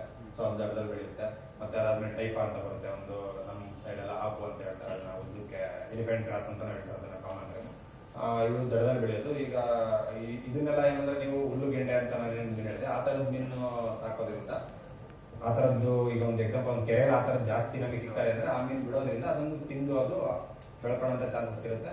ಪ್ಲಸ್ ನೀವಿಲ್ಲ ಕಂಟ್ರೋಲ್ ಕಂಡೀಷನ್ ಅಲ್ಲಿ ಅಕ್ವಾಕಲ್ಚರ್ ಮಾಡ್ತೀವಿ ಅಂದ್ರೆ ಇದನ್ನೆಲ್ಲ ನೀಟಾಗಿ ರಿಮೂವ್ ಮಾಡ್ಕೊಳ್ಳೋದು ಬೆಸ್ಟ್. ನಾನು ಅವಾಗ ಹೇಳಿದಂಗೆ ಫಿಶ್ ಸ್ಟಾಕಿಂಗ್ ಮ್ಯಾನೇಜ್ಮೆಂಟ್ ಅಂತ ಏನ್ ಬರುತ್ತೆ, ಅದರ ಆ ಟೈಮಲ್ಲಿ ಅಂದ್ರೆ ಫಿಶ್ ನ ಬಿಡೋದಕ್ಕೆ ಮುಂಚೆ, ನೀರು ತುಂಬಿಸೋದಕ್ಕೆ ಮುಂಚೆ ಆ ಟೈಮಲ್ಲಿ ಅದನ್ನೆಲ್ಲ ನೀಟಾಗಿ ಕ್ಲೀನ್ ಮಾಡ್ಕೊಳ್ಳೋದು ಬೆಸ್ಟ್. ಸಬ್ಮರ್ಸಿಬಲ್ ವೀಡ್ಸ್ ಅಂದ್ರೆ ರೂಟ್ಸ್ ಕೆಳಗಡೆ ಇರುತ್ತೆ, ಅದು ವಾಟರ್ ಮೇಲ್ಗಡೆ ಆದ್ರೂ ಬಂದಿರ್ಬೋದು, ಏನೋ ಇಲ್ಲ ವಾಟರ್ ಮಧ್ಯದಲ್ಲೆಲ್ಲ ಇರ್ಬೋದು. ಈಗ ಅದಕ್ಕೆ ಏನ್ ಹೇಳ್ತಾರೆ, ವ್ಯಾಲಿಸ್ನೇರಿಯಾ ಅಂತ ಒಂದು ಬರುತ್ತೆ, ಚಿಕ್ಕದು ಹುಲ್ ತರ ಬೆಳೆಯುತ್ತೆ. ಇನ್ನೊಂದು ಮಾಮೂಲಿ ಲೋಟಸ್, ವಾಟರ್ ಲಿಲ್ಲಿ ಅದೆಲ್ಲ ಇದೆಯಲ್ಲ, ಅದೆಲ್ಲ ಸಬ್ಮರ್ಸಿಬಲ್ ವೀಡ್ಸ್. ಅದನ್ನ ಏನು ನೀವು ಶೋ ತರ ಯೂಸ್ ಮಾಡೋದಿದ್ರೆ ನೋ ಪ್ರಾಬ್ಲಮ್, ಬಟ್ ಇಲ್ಲ ನೀವು ಕಲ್ಚರ್ ಪರ್ಪಸ್ ಮಾಡ್ತೀರಾ ರಿಮೂವ್ ಮಾಡೋದು ಒಳ್ಳೇದು. ಫ್ಲೋಟಿಂಗ್ ವೀಡ್ಸ್ ಅಂತ ಬಂದ್ರೆ ಏನು ನೀರ್ ಮೇಲ್ಗಡೆ ಏನಿರುತ್ತೆ, ನೀರ್ ಮೇಲ್ಗಡೆ ಫ್ಲೋಟ್ ಆಗ್ತಾ ಇರುತ್ತೆ. ಈ ವೀಡ್ಸ್ ನ ನಾವು 2 ತರ ಯೂಸ್ ಮಾಡ್ಕೋಬಹುದು. ಒಂದು ತುಂಬಾ high temperature water surface temperature condition ಅಲ್ಲಿ ಫಿಶ್ ಗೆ ಶೇಡ್ ತರ ಸಿಗುತ್ತೆ, ತುಂಬಾ ಜಾಸ್ತಿ ವಾಟರ್ ಟೆಂಪರೇಚರ್ ವೇರಿಯೇಷನ್ ಆಗಲ್ಲ. ಇನ್ನೊಂದು ಈ ತಿಲಾಪಿಯಾ ಅಂತ ಮೀನುಗಳನ್ನ ಆ ತರದೆಲ್ಲ ಬೆಳೆಸೋದ್ರಿಂದ ನಾವು ಅದನ್ನ ಕನ್ಸಂಪ್ಷನ್ ಮಾಡ್ತೇವೆ. Floating weeds. ಡಕ್ ವೀಡ್ ಅಂತ ಬರುತ್ತೆ, ಲೆಮ್ನ ಅಂತ ಹೇಳ್ತೀವಿ, ವಾಟರ್ ಲೆಮ್ನ ಅಂತ 3 ಚಿಕ್ಕದು 3 ಎಲೆ ಇರುತ್ತೆ ಅದಕ್ಕೆ ಡಕ್ ವೀಡ್ ಅಂತ. ಸಾಲ್ವಿನಿ ಅಂತ ಬರುತ್ತೆ, ಮತ್ತೆ ಐಕೋಮಿಯಾ ಅಂತ ಬರುತ್ತೆ, ಐಕಾರ್ನಿಯಾ ಅಂತ ಬರುತ್ತೆ. ಇವು ನಿಮ್ಗೆ ವಾಟರ್ ನ ಫಿಲ್ಟ್ರೇಷನ್ ಮಾಡೋದಕ್ಕೂ ಯೂಸ್ ಆಗುತ್ತೆ. ಅಂದ್ರೆ ಐಕೋಮಿಯಾ, ಐಕಾರ್ನಿಯಾ ಬಂದು ಅದ್ರ ರೂಟ್ಸ್ ಬಂದು ತುಂಬಾ ಡೆನ್ಸ್ ಆಗಿರುತ್ತೆ ವಾಟರ್ ಅಲ್ಲಿ, ಮೇಲ್ಗಡೆ ಫ್ಲೋಟ್ ಆಗ್ತಾ ಇದ್ರು ಕೆಳಗಡೆ ಡೆನ್ಸ್ ಆಗಿ ವಾಟರ್ಗೆ ರೂಟ್ ಆಗುತ್ತೆ. ಸೊ ಏನಾದ್ರು ನಿಮಗೆ ಈ ಹೆವಿ ಮೆಟಲ್ಸ್ ಆ ಥರದ್ದು ತುಂಬಾ ಕಡಿಮೆ ಕಾನ್ಸಂಟ್ರೇಷನ್ ಅಲ್ಲಿ ಏನಾದ್ರು ಇದೆ ಅಂತ ಆದ್ರೆ ಅದನ್ನ ಅದು ಫಿಲ್ಟರ್ ಮಾಡೋ ಅಂತ ಕೆಪಾಸಿಟಿ ಇರುತ್ತೆ. ಸೊ ಅದನ್ನ 2 ತರ ಯೂಸ್ ಮಾಡ್ಕೋಬಹುದು. ಇಲ್ಲ ನಿಮ್ಗೆ ಈ RAS ಆ ಥರದ್ದೆಲ್ಲ ಕಲ್ಚರ್ ಮಾಡ್ತಿದ್ರೆ ಅಂದ್ರೆ ಯಾವ ಹಣ್ಣು ಬಿಡ್ದೇನೆ ತೆಗೆದ್ರೆ ಒಳ್ಳೇದು. ಅಂಡ್ ಯಾವ ಸ್ಪೀಸೀಸ್ ಕಲ್ಚರ್ ಮಾಡ್ತಿದ್ದೀರಾ ಅನ್ನೋದ್ರ ಮೇಲೆ ಡಿಪೆಂಡ್. ಈಗ ಪ್ರಾನ್ಸ್ ಇಲ್ಲಾಂದ್ರೆ ಬೇರೆ ಇನ್ನು ಯಾವ್ದನ್ನು ವೀಡ್ ಹಿಂದೆ ಇರುವಂತ ಫಿಶ್ ಕಲ್ಚರ್ ಮಾಡ್ತೀರಾ ಅಂದ್ರೆ ಆ ಟೈಮಲ್ಲಿ ಸರ್ಫೇಸ್ ವೀಡ್ನು ರಿಮೂವ್ ಮಾಡೋದು ಬೆಸ್ಟ್. Thank you. ಯಾರು ಡೌಟ್ಸ್ ಇದೆಯಾ?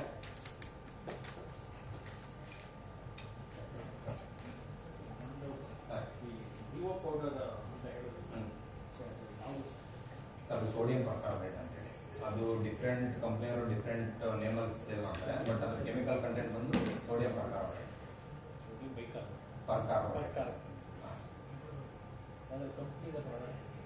ಸರ್ ಎರಾಕ್ಸಿ ಅಂತ ಪ್ರಾಡಕ್ಟ್ ಬರುತ್ತೆ. ಸೊ ನೀವು ಎರಾಕ್ಸಿ ಅಂತ ಕೇಳಿದೇನೆ ಬಲ್ಕ್ ಅಲ್ಲಿ ಸೋಡಿಯಂ ಪರ್ಕಾರ್ಬನೇಟ್ ಅಂತ ತಗೊಂಡ್ರೆ ಅದಕ್ಕೆ ನನಗೆ ಡೀಲರ್ಸ್ ನಂಬರ್ ಕೊಡ್ತಾರೆ, ಅವ್ರ ಮಾತಾಡಿ ಅದು ತಗೊಂಡ್ರೆ ನಿಮಗೆ ಆಗುತ್ತೆ. ಇದು ಇಮಿಡಿಯೇಟ್ ಕೊಡುತ್ತೆ ರಿಸಲ್ಟ್. ಎಷ್ಟು 5 ppm per ಲೀಟರ್ ಅಂದ್ರೆ ಕ್ಯಾಲ್ಕುಲೇಟ್ ಮಾಡಬೇಕು. ಅಂದ್ರೆ 1 ಲಕ್ಷ ಲೀಟರ್ ನೀರಿದೆ ಅಂತಂದ್ರೆ ನಾವೀಗ ಒಂದು 500 ಗ್ರಾಮ್ ಹಾಕ್ಬೇಕು. ಆ ಥರ 500 ಗ್ರಾಮ್ 5 kg ಒಂದು 4 ಎಕರೆ ಪಾಂಡ್ ಅಂದ್ರೆ 1000 ಮೀಟರ್ ಸ್ಕ್ವೇರ್ ಪಾಂಡ್ ಇದೆ ಅಂತಂದ್ರೆ 10 ಲಕ್ಷ ಲೀಟರ್ ನೀರು ಇರುತ್ತೆ. ಸೊ 10 ಲಕ್ಷ ಲೀಟರ್ಗೆ 5 kg ನ ಒಂದೇ ಸಲ ಅಪ್ಲೈ ಮಾಡಬಾರ್ದು. ಒಂದು 3 kg ಫಸ್ಟ್ ಅಪ್ಲೈ ಮಾಡಬೇಕು. ಒಂದು 4 to 5 ಮಿನಿಟ್ಸ್ ವೇಟ್ ಮಾಡಿ DO ವೇರಿಯೇಷನ್ ಆದ್ರೆ ನೆಕ್ಸ್ಟ್ ಮತ್ತೆ ಅಪ್ಲೈ ಮಾಡಬೇಕು. ಇಲ್ಲ DO ನಿಮಗೆ ಅಷ್ಟಕ್ಕೆ ಸ್ಯಾಚುರೇಟ್ ಲೆವೆಲ್ ಇದೆ ಅಂತಂದ್ರೆ ಅವಾಯ್ಡ್ ಮಾಡಬೇಕು. ಇದನ್ನ ಜಾಸ್ತಿ ಯೂಸ್ ಮಾಡೋದನ್ನು ಅಂದ್ರೆ ಒಂದು ಅಡ್ವೈಸರ್ ಅಲ್ಲ. ಇದು ಹೆಂಗಂದ್ರೆ ನಿಮಗೆ ಇಮಿಡಿಯೇಟ್ ರಿಲೀಸ್ ಕೊಟ್ಟಂಗೆ, ನಮಗೇನು ವೆಂಟಿಲೇಟರ್ ಅಲ್ಲಿ ಇರೋರಿಗೆ ಆಕ್ಸಿಜನ್ ಸಪ್ಲೈ ಕೊಡ್ತೀವಲ್ಲ ಆ ಥರ. So 24 hours any time use ಮಾಡ್ಬೋದಾ? ಎನಿ ಟೈಮ್ ಯೂಸ್ ಮಾಡ್ಬೋದು. ಯೂಶಲಿ 99% ನಿಮಗೆ ಮಾರ್ನಿಂಗ್ 10 to ಈವ್ನಿಂಗ್ 4 ವರೆಗೂ DO ಪ್ರಾಬ್ಲಮ್ ಬರಲ್ಲ. ಅಂಟಿಲ್ ಅನ್ಲೆಸ್ ವಾಟರ್ ಏನಾದರೂ ತುಂಬಾ ಹಾಳಾಗಿದೆ. ಈ ತರ RAS ಅಲ್ಲಿ ಯಾರು ಯೂಸ್ ಮಾಡ್ತಾರೆ ಈಗ ರಾತ್ರಿ ಸಮಯದಲ್ಲಿ DO ಪ್ರಾಬ್ಲಮ್ ಬರಲ್ಲ. ಹೌದು, ಅದಕ್ಕೆ ನಾವು RAS ಅಲ್ಲಿ DO ಪ್ರಾಬ್ಲಮ್ ಬರೋ ಚಾನ್ಸಸ್ ಜಾಸ್ತಿ ಇರ್ತಾವೆ. ಕಂಟಿನ್ಯೂಸ್ ಏರಿಯೇಷನ್ ರನ್ ಮಾಡಲೇಬೇಕು. ಅಲ್ಲಿ 0 ಇದಲ್ಲ ಆರ್ಗನೈಸರ್ಸ್ ಎಲ್ಲ ವಾಟರ್ ಕಂಟಿನ್ಯೂಸ್ ಫಿಲ್ಟ್ರೇಷನ್ ಆಗ್ತದೆ. ಯಾವ ಸಿಸ್ಟಮ್ ಈಗ ರಾತ್ರಿ ಬೇಕಾಗಿರುತ್ತೆ. Okay. ನಾವು ಆಟೋಮೇಷನ್ ಮಾಡಬಹುದಾ? ರಾತ್ರಿ ಟೈಮ್ ಮಾಡ್ಬೋದು. ಮಾಡಿದ್ದಾರೆ ಯಾರು ಮಾಡಿಲ್ಲ, ಮಾಡ್ಬೋದು ಅದನ್ನ. ಈಗ ಅಂದ್ರೆ ನೀವು ಆಟೋಮೆಟಿಕ್ ಫೀಡರ್ ಬಂದಿದೆ, ಆ ಥರ ಮಾಡ್ಬೋದು. ಮಾಡ್ಬೋದು. ಆಟೋಮೆಟಿಕ್ ಫೀಡರ್ ತರ ಇಟ್ಬಿಟ್ಟು ನಿಮಗೆ DO ಲೆವೆಲ್ 2 ಗಿಂತ ಕಡಿಮೆ ಬಂದ್ರೆ ಇಷ್ಟು kg ಅಪ್ಲೈ ಮಾಡ್ಬೇಕಂತ ಆಟೋಮೇಷನ್ ಇಟ್ಟು ಮಾಡಿದ್ರೆ ಆಗುತ್ತೆ. ಅದು ಏರಿಯೇಷನ್ ಇದ್ರೆ ಮಾತ್ರ ಆಗುತ್ತೆ. ಯಾಕಂದ್ರೆ ನೀವು ಒಂದ್ ಕಡೆ ಸ್ಪ್ರಿಂಕಲ್ ಮಾಡಿದ್ರೆ ಅದು ಅಲ್ಲಿ ಮಾತ್ರ ಅದು ಜಾಸ್ತಿ ಆಗುತ್ತೆ. Full throughout the pond distribute ಆಗುತ್ತೆ. Full throughout the pond distribute ಆಗುತ್ತೆ. ಯಾಕಂದ್ರೆ ನಿಮಗೆ DO ಬಂದ್ರೆ ಒಂದು ಕಾರ್ನರ್ ಅಲ್ಲಿ ಬರಲ್ಲ, ಫುಲ್ ಥ್ರೋಟ್ ದ ಪಾಂಡ್ ಅಲ್ಲಿ ಬರುತ್ತೆ ಒಂದೇ ಸಲ. ಯೂಶಲಿ 99% ಏರಿಯೇಷನ್ ಫೇಲ್ಯೂರ್ ಆದಾಗ ಬರೋದಿಲ್ಲ. ಏನೋ ಕರೆಂಟ್ ಹೋಗಿ ಇಲ್ಲ ಏನೋ ಏರಿಯೇಟರ್ ಸಡನ್ ಆಗಿ ಆಫ್ ಆಗಿ ಆ ಥರ. ಇಲ್ಲ ಈಗ ಏರಿಯೇಷನ್ ರಿಕ್ವೈರ್ಮೆಂಟ್ ಗಿಂತ ಕಡಿಮೆ ಇಟ್ಟರು ಈ ಥರ ಪ್ರಾಬ್ಲಮ್ ಬರುತ್ತೆ. ಎಕ್ಸಾಂಪಲ್ ಒಂದು 400 kg 300 kg ಫಿಶ್ ಇದ್ರೆ 1 HP ಏರೇಷನ್ ಬೇಕಂತ ಹೇಳ್ತೀವಿ ತಮ್ಮ ರೂಲ್ ಪ್ರಕಾರ. ಸೊ ನೀವು ಒಂದು 600 kgಗೆ 1 HP ಮ್ಯಾನೇಜ್ ಮಾಡ್ಬೋದು ಯಾವಾಗ ವಾಟರ್ ಕಂಡೀಷನ್ ಚೆನ್ನಾಗಿದ್ದಾಗ. ಸೊ ಅದೇ ನೀವು ವಾಟರ್ ಕಂಡೀಷನ್ ಕೆಟ್ಟದಾಗಿ ಇಟ್ಬಿಟ್ಟು 400 kg ಬರೀ 1 HP ಹಾಕಿದಾಗ ಅವಾಗ ಡಿವೋ ಬರೋ ಚಾನ್ಸಸ್ ಇರುತ್ತೆ. ಸೊ ಆ ಟೈಮಲ್ಲಿ ನೋಡ್ಕೋಬೇಕು.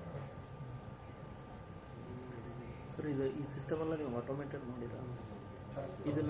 ಇದನ್ನೆಲ್ಲ ಮ್ಯಾನ್ಯುವಲ್ ಟೆಸ್ಟ್ ಮಾಡ್ಕೊಂಡು ಇದು ಮಾಡ್ತಾ ಇದ್ದೀರಾ ನೀವು?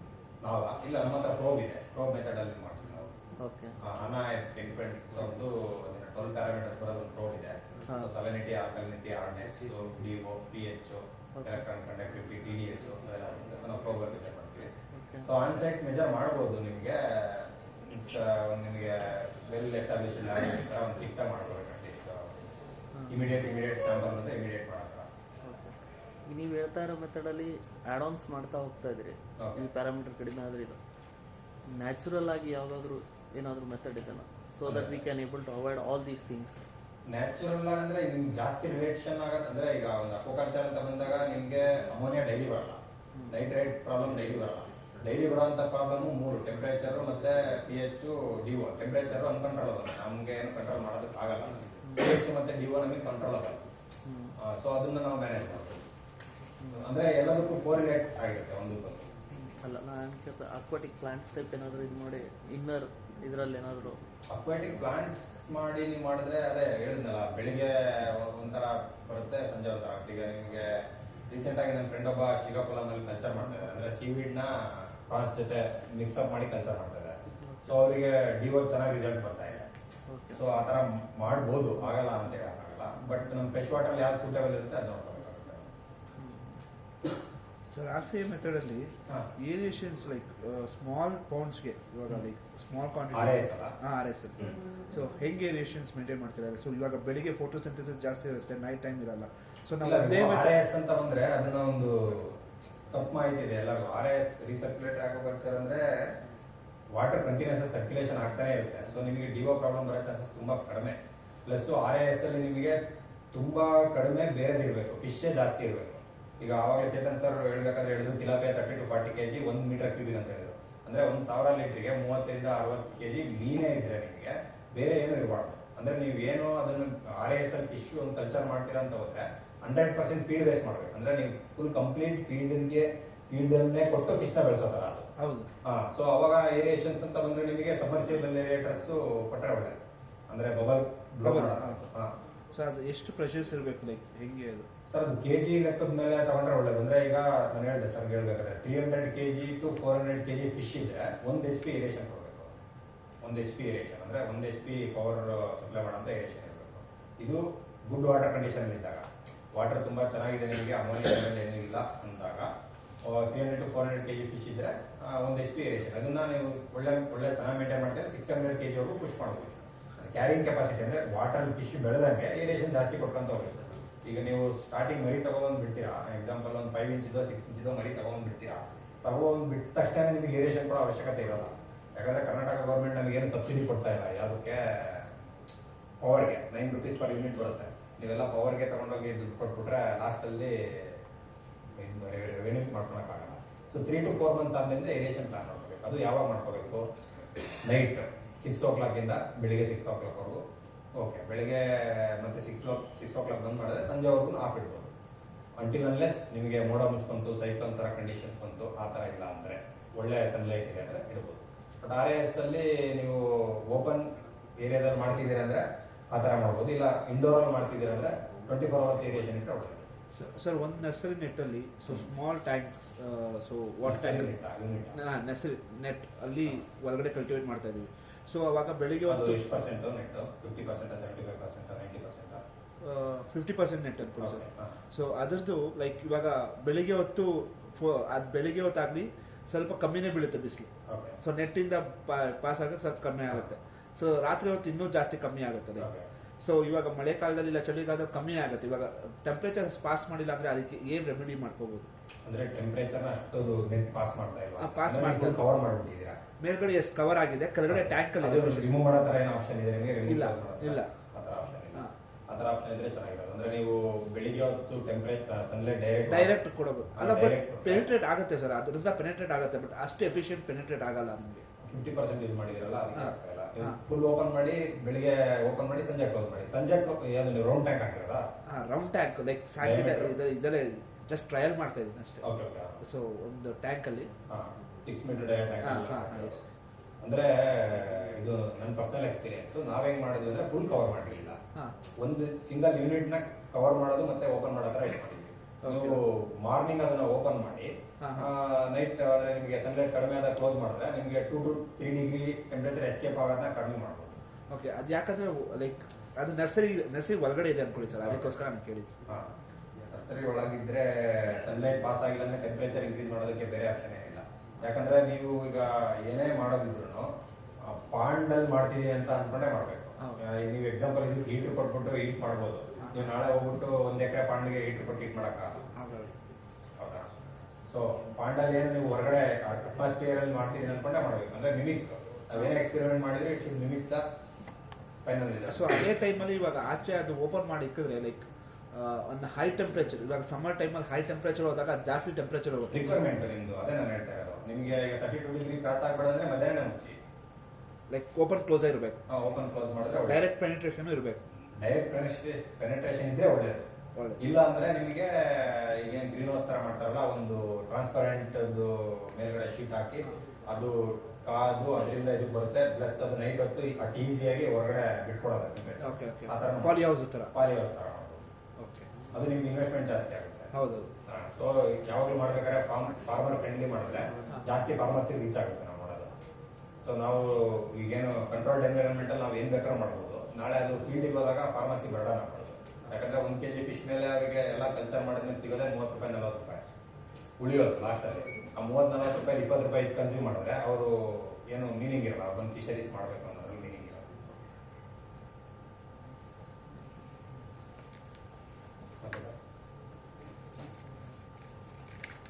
ನಮ್ಮಲ್ಲೆಲ್ಲ ಹೈ ಟೆಂಪರೇಚರ್ ಇರುತ್ತಲ್ಲ ಸರ್, ನಾವು ಯಾವ ರೀತಿ ಮೇಂಟೈನ್ ಮಾಡೋದಿಲ್ಲ. ಯಾವ ಕಡೆ ಸರ್? ಬಳ್ಳಾರಿ ಬಳ್ಳಾರಿ 32 ಇಂದ ಏನು ಕ್ರಾಸ್ ಆಗಲ್ಲ ಜಾಸ್ತಿ ಇರುತ್ತೆ ಸರ್. ಬಾಡಿ 45. ಟೆಂಪರೇಚರ್ ಚೆಕ್ ಮಾಡಿದ್ದೀರಾ ಹಾಂ ಸರ್. ನೀವು ಏರ್ ಟೆಂಪರೇಚರ್ ಹೇಳ್ತೀರಾ. ವಾಟರ್ ಟೆಂಪರೇಚರ್ 34 ಗಿಂತ ಮೇಲೆ ಹೋಗೋದು ತುಂಬಾ ರೇರ್. ವೇರಿಯೇಷನ್ ಇದೆ, ಹೋಗೋದೇ ಇಲ್ಲ 34 ಮೇಲೆ. 32, 34 ಫೈನ್, ನೋ ಪ್ರಾಬ್ಲಮ್. ಬಳ್ಳಾರಿಯಲ್ಲಿ ಪ್ರಾನ್ಸ್ ಕಲ್ಚರ್ ಮಾಡ್ತಾ ಇಲ್ಲಲ್ಲ, ಬರೀ ಫಿಶ್ ಮಾತ್ರ ಮಾಡ್ತಾ ಇದ್ದೀರಾ? ಹಾಂ, ಅಲ್ಲಿ ನಾವು ಮಾಡ್ತಾ ಇಲ್ಲ. ಅಲ್ಲ, ಮಾಡ್ತಾ ಇದ್ದಾರೆ, ಫಾರ್ಮರ್ಸ್ ಮಾಡ್ತಾ ಇದ್ದಾರೆ ಅಲ್ಲಿ. ಓಕೆ. 34 ಎಲ್ಲ ಕ್ರಾಸ್ ಆಗ್ಬೇಕಂದ್ರೆ ನಿಮಗೆ ಅಟ್ಮಾಸ್ಫಿಯರಿಕ್ ಟೆಂಪರೇಚರ್ 40 ಮೇಲೆ ಹೋಗಿರ್ಬೇಕು. ಯಾಕಂದ್ರೆ ನಿಮ್ಗೆ ಯೂಶಲಿ ಟೆಂಪರೇಚರ್ ಅಷ್ಟು ಪೀಕಿಗೆ ಹೋಗೋದೇ ಮಧ್ಯಾಹ್ನ ಟೈಮ್. ಅಂದ್ರೆ ನಿಮ್ಗೆ ಒಂದು 12 ಗಂಟೆಯಿಂದ 3 ಗಂಟೆ ಟೈಮ್. ಆ ಟೈಮ್ಗೆ ಹೋಗಿ ಮತ್ತೆ ಇದು ಹೀಟಪ್ ಆಗಿ ಮತ್ತೆ ಟೆಂಪರೇಚರ್ ಫಾಲ್ ಡೌನ್ ಆಗೋಷ್ಟರಲ್ಲಿ ಇದು ಹೀಟ್ ಆಗಲ್ಲ. ಅಂದ್ರೆ ನೀವು ಸಿಂಪಲ್ ಆಗಿ ಥಿಂಕ್ ಮಾಡಿ, ಒಂದು 10 ಲೀಟರ್ ಪಾತ್ರೆಯಲ್ಲಿ ನೀರು ಇಟ್ಬಿಟ್ಟು ಗ್ಯಾಸ್ ಮೇಲೆ ಕಾಯಿಸ್ಬೇಕಂದ್ರೆ ನಮಗೆ 15 ನಿಮಿಷ ಬೇಕು. ಅಂದ್ರೆ ಏನೋ 38 ಡಿಗ್ರಿ ಸೆಲ್ಸಿಯಸ್ ನ ಕ್ರಾಸ್ ಮಾಡ್ಬೇಕಂದ್ರೆ 38-40 ಡಿಗ್ರಿ ಸೆಲ್ಸಿಯಸ್ ಅದು ಕುದಿಯೋಷ್ಟು ಕಾಯಬೇಕು. 10 ಲೀಟರ್ ವಾಟರ್ ಅಂದ್ರೆ ನಿಮಗೆ ½ an hour ಬೇಕು. ಗ್ಯಾಸ್ ನಾರ್ಮಲ್ ಚಿಕ್ಕ ಸ್ಟವ್ ಪ್ಲಸ್ ನಿಮ್ಗೆ ಅಷ್ಟು ದೊಡ್ಡ ಪಾಂಡ್ ವಾಟರ್ ಅಲ್ಲಿ ಕಾಯ್ಬೇಕಂದ್ರೆ ಎಷ್ಟು ಟೆಂಪರೇಚರ್ ಬೇಕಾಗುತ್ತೆ ಅಂತ.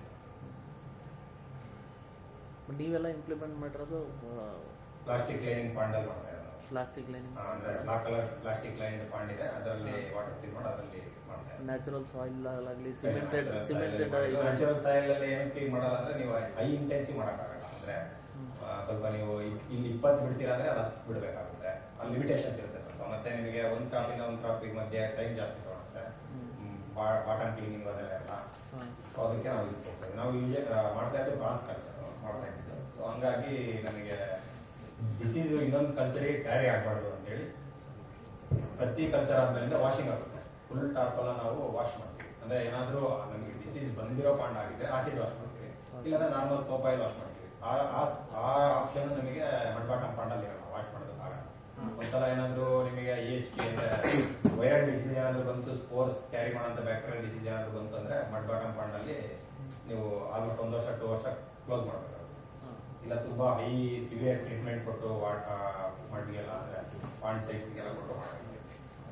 ಅದಕ್ಕೆ ನಾವು ಇದಕ್ಕೆ ಹೋಗ್ತೇವೆ. ಪ್ಲಸ್ ನಾವಿರೋಂಥ ಏರಿಯಾದಲ್ಲಿ ಒಂದು ವಾಟರ್ ಹೋಲ್ಡಿಂಗ್ ಮಾಡೋಂಥ ಸಾಯಿಲ್ ಏನಿಲ್ಲ, ಸೀಪೇಜ್ ಜಾಸ್ತಿ ಆಗುತ್ತೆ. ಸೀಪೇಜ್ ಜಾಸ್ತಿ ಇರೋ ಕಡೆ ನೀವು ಪ್ಲಾಸ್ಟಿಕ್ ಲೈನ್ಸ್ ಬೆಸ್ಟ್.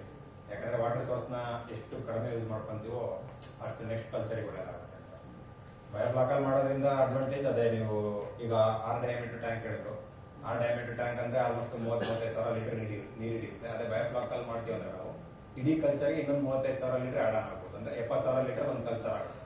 ಅದೇ ನೀವು ನಾರ್ಮಲ್ ಕಲ್ಚರ್ ಬಯೋಫ್ಲಾಕ್ ಮಾಡಲ್ಲ, ವಾಟರ್ನ ಎಕ್ಸ್ಚೇಂಜ್ ಮಾಡಿ ಮಾಡ್ತೀವಿ ಅಂತ ಅಂದ್ರೆ ತುಂಬಾ ತಗೊಂಡು ಒಂದು 3 times 4 times ಜಾಸ್ತಿ ತಗೊಂಡು, ಅಂದ್ರೆ ಎವ್ರಿ 3-4 ಡೇಸಿಗೆ ನೀವು 3-4 ಇಂಚ್ ಎಕ್ಸ್ಚೇಂಜ್ ಮಾಡ್ಕೊಂತ ಹೋಗ್ತೀರಾ. ಸೊ ಬಯೋಫ್ಲಾಕ್ ಅಲ್ಲಿ ಮಾಡ್ತೀರಾ ಅಂದ್ರೆ ನೀವು ಒಂದು 15 days 20 days ವರೆಗೂ ಪುಷ್ ಮಾಡ್ಬೋದು. ಏನಾದ್ರಲ್ಲಿ ವಾಟರ್ ಇರುವಂತ ಸೋರ್ಸ್ ಮತ್ತೆ ರೀಸೈಕಲ್ ಮಾಡ್ಕೊಂಡು ಫಿಶ್ ಫೀಡ್ ಹಾಕೊಂಡು ಮಾಡ್ಬೋದು. ಬಟ್ ಇವಾಗ ನೀವು ಹಿಂಗೆ ಮಾಡಿರೋದ್ರಿಂದ ನೀವು ಎಷ್ಟು ಪರ್ಸೆಂಟೇಜ್ ಆಫ್ ಎಫಿಷಿಯನ್ಸಿ ಇಂಪ್ರೂವ್ ಆಗಿದೆ ಅಂತ ನೀವು ಹೇಳ್ತೀರಿ ಯಾವ್ದ್ರಲ್ಲಿ? ನಿಮ್ಮ ಮೆಥಡ್ಸ್ ಅಲ್ಲಿ. ಹಂಗ್ ನೋಡ್ಕೊಂಡ್ರೆ ಆಮೇಲೆ ನಿಮ್ದು ಯಾವ್ದಾದ್ರು ಒಂದು ಸ್ವಲ್ಪ ಇದ್ರೆ ತೋರಿಸ್ತೀರಾ ಇಮೇಜಸ್? ಹೇಳಿದ್ರೆ ತಗೊಂಡ್ಬರ್ತಾ ಇದೆ. ಪರೀಕ್ಷೆ ಫೈನ್.